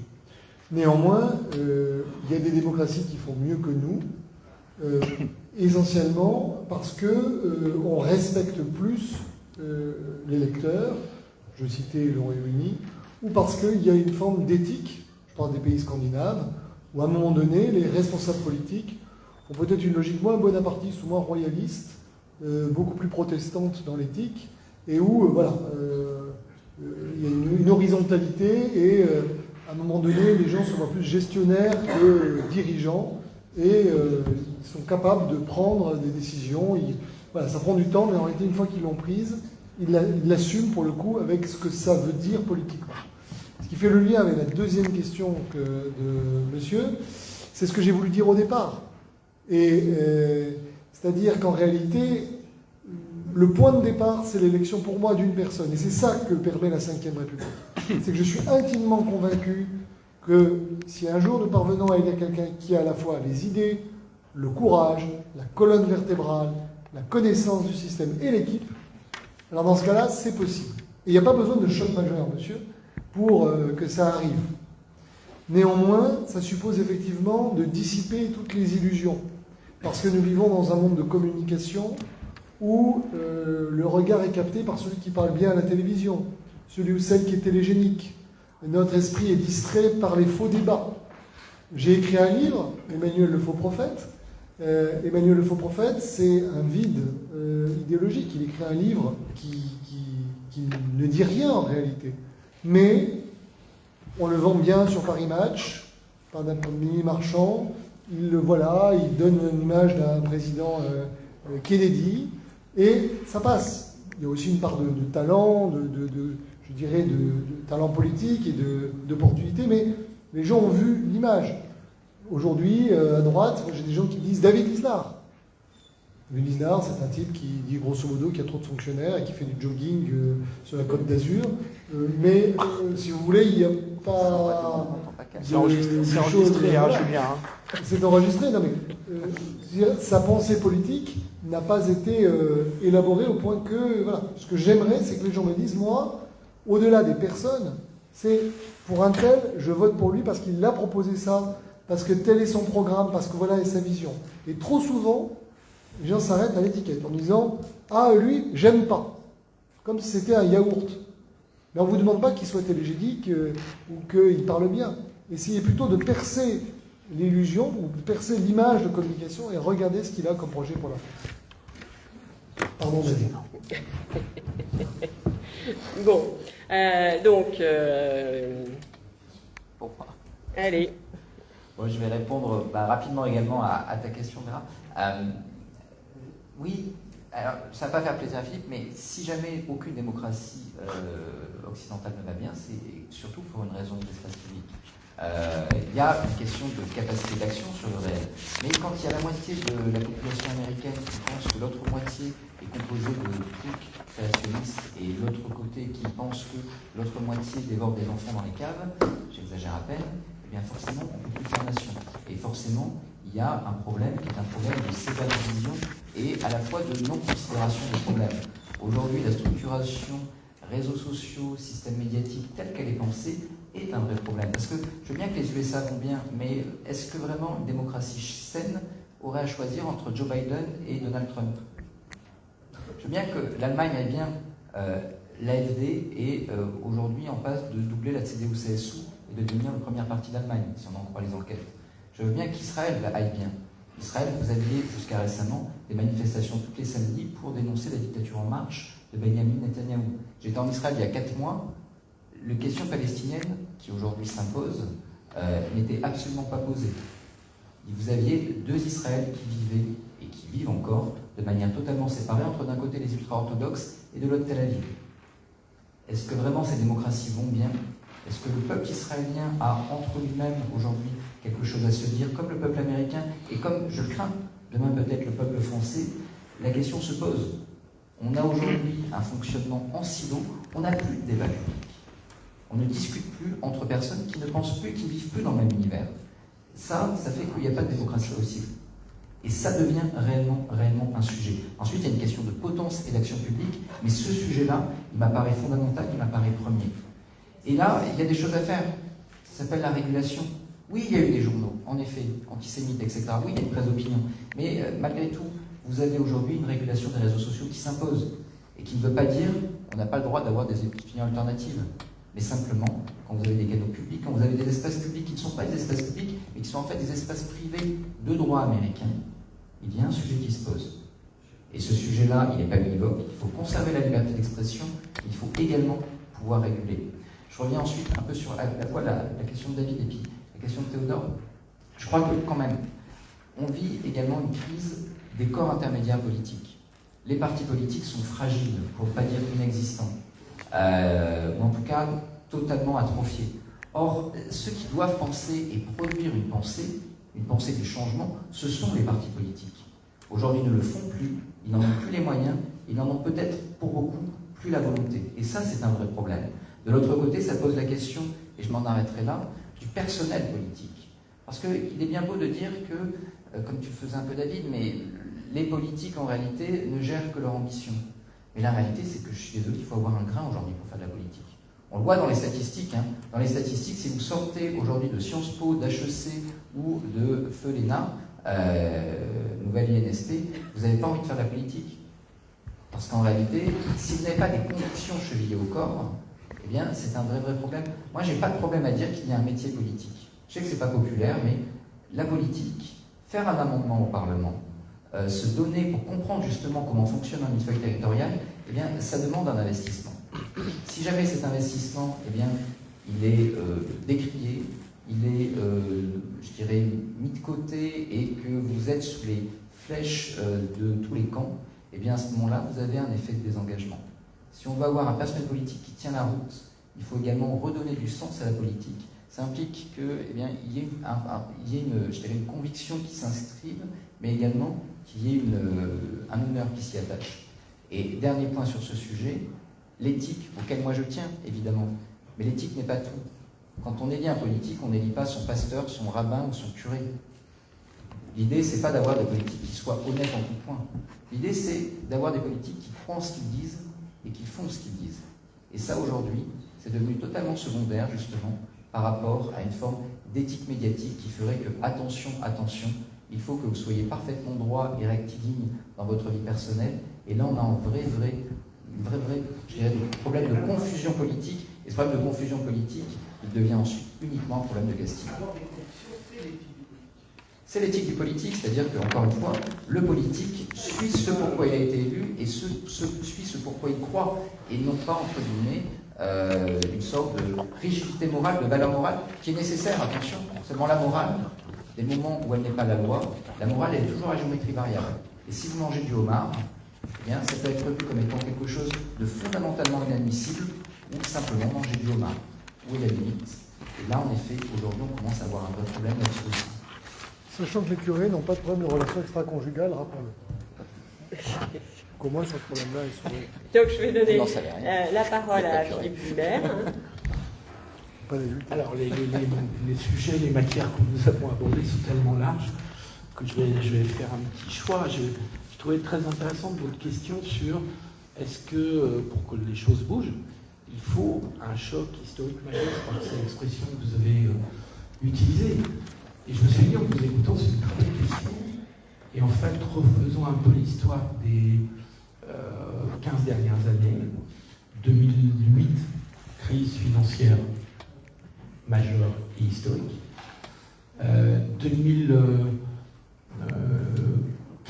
16 crises terroristes et vagues terroristes historiques majeures en France.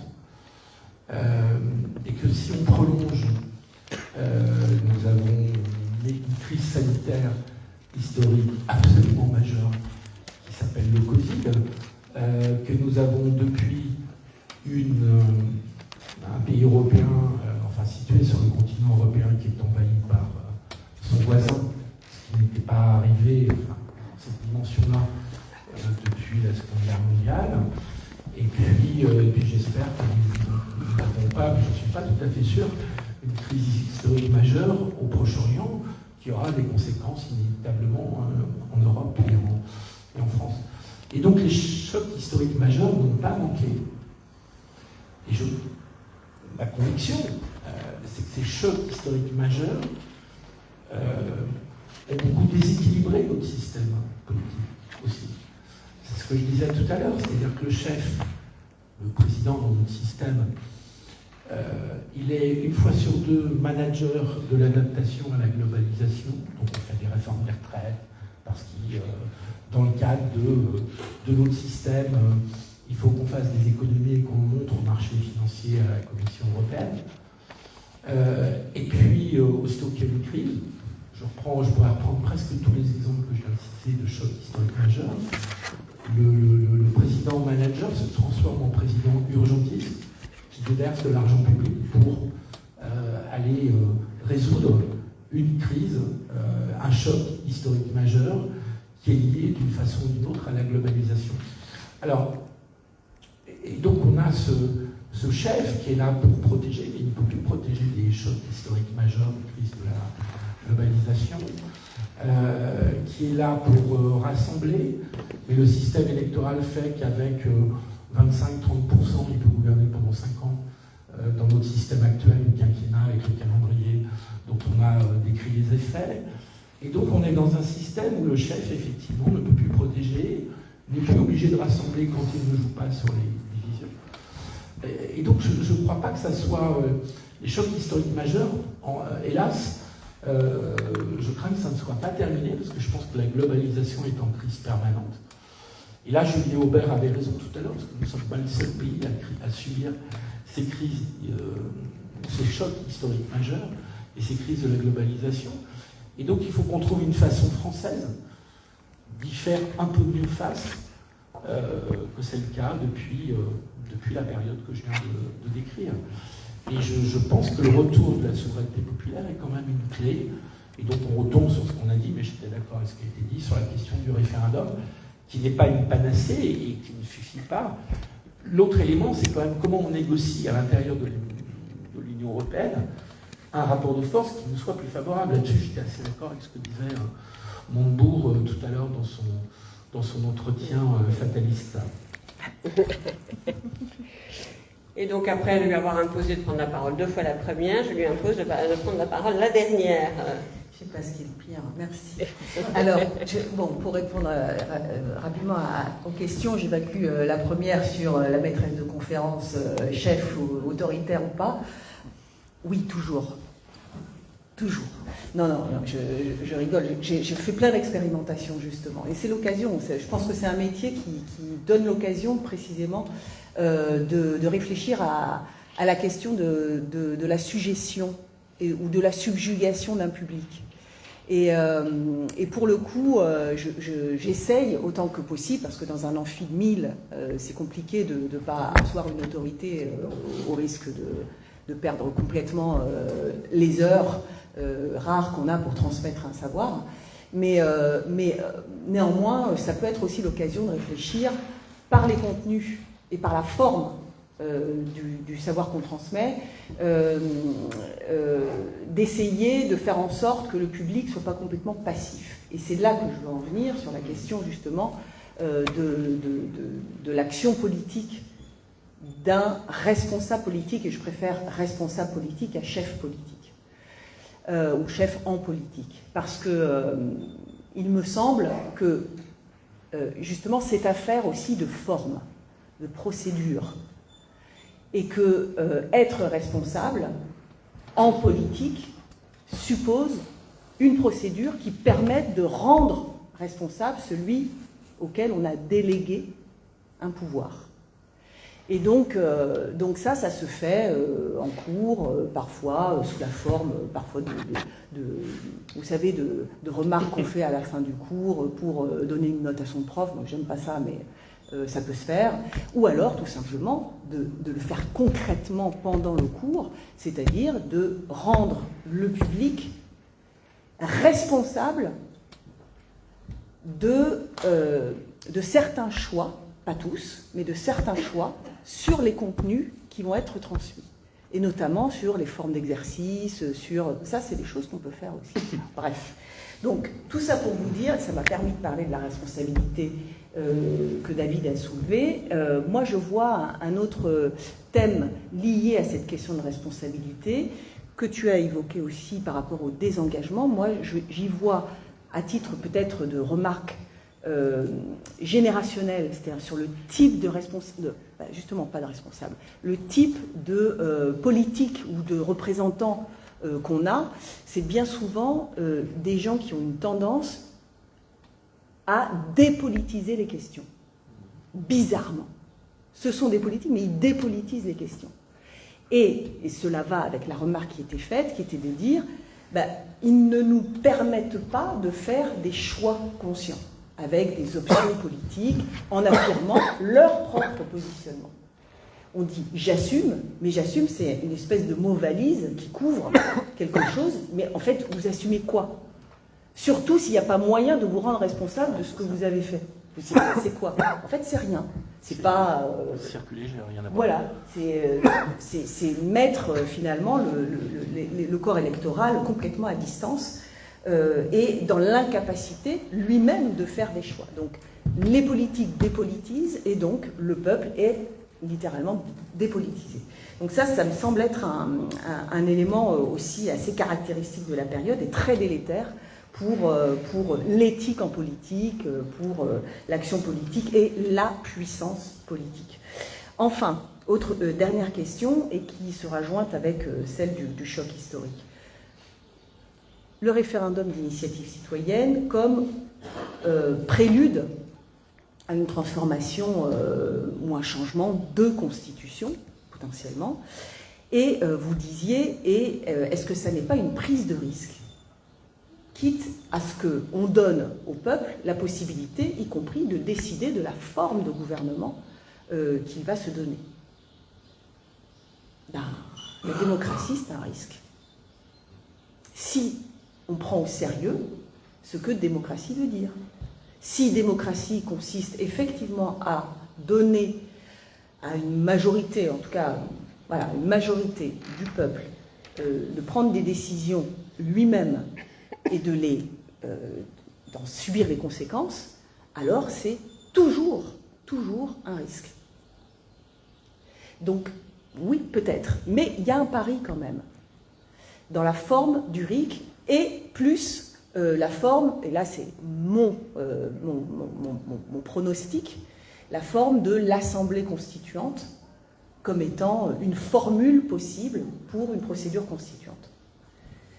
Le pari, c'est de dire qu'une assemblée constituante qui serait représentative, large, avec des allers-retours constants avec le peuple dans son ensemble, avec, sur le modèle des assemblées citoyennes, des gens qui informent au maximum l'ensemble de la population sur les choix qu'ils ont à faire précisément, eh bien, le pari, c'est de dire que cette forme-là de débat ne peut pas aboutir au pire démocratique, c'est-à-dire à quelque chose de non démocratique.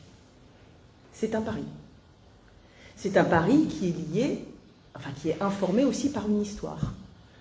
En France, quand il y a eu des assemblées constituantes, elles ont toujours abouti à l'avènement d'une république, une forme républicaine de gouvernement. Donc, on en déduit un peu presque par habitude, que ce moule procédural, cette forme procédurale, aurait l'avantage de d'anticiper un résultat favorable à une souveraineté populaire, à une logique républicaine et démocratique. Voilà. Est-ce que ça n'est pas la garantie d'un choc? Et là, je prends votre expression de choc historique plutôt dans le sens de qu'est-ce que provoquerait en France l'avènement d'une souveraineté populaire concrète, réelle.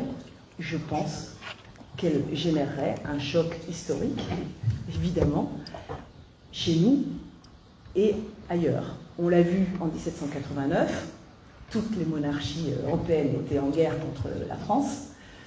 Je pense qu'à reporter à la période contemporaine, on pourrait avoir le même type de réaction de la part des marchés, de la part de tout ce qu'on a craint en 1981 à l'élection de François Mitterrand, ou probablement qu'en effet, un tel changement aussi radical et aussi, j'allais dire, déchaîné par rapport à des aspirations populaires, eh bien, on pourrait avoir effectivement une sorte de sanction des marchés, de levée de bouclier, j'imagine peut-être un pouvoir militaire, enfin j'en sais rien.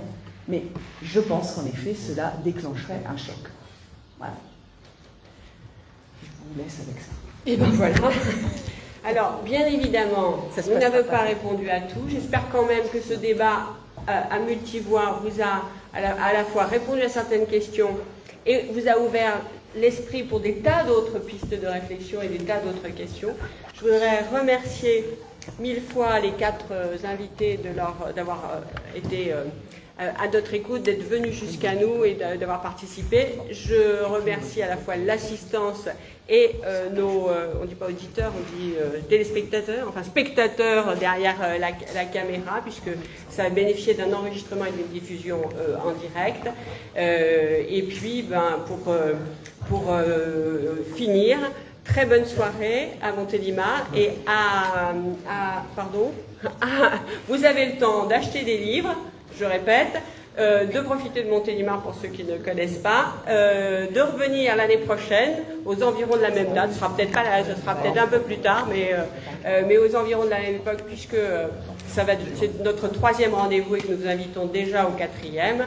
Et puis aussi de suivre nos travaux sur Internet, puisque nous avons des conférences à Paris, de venir à Paris, etc., etc., et de lire tout ce que nous avons écrit. Nous avons aussi, nous, collectivement, un bouquin collectif que nous avons à vendre et qui est la retranscription des débats de l'année dernière. Merci à tous et à très bientôt donc. Merci.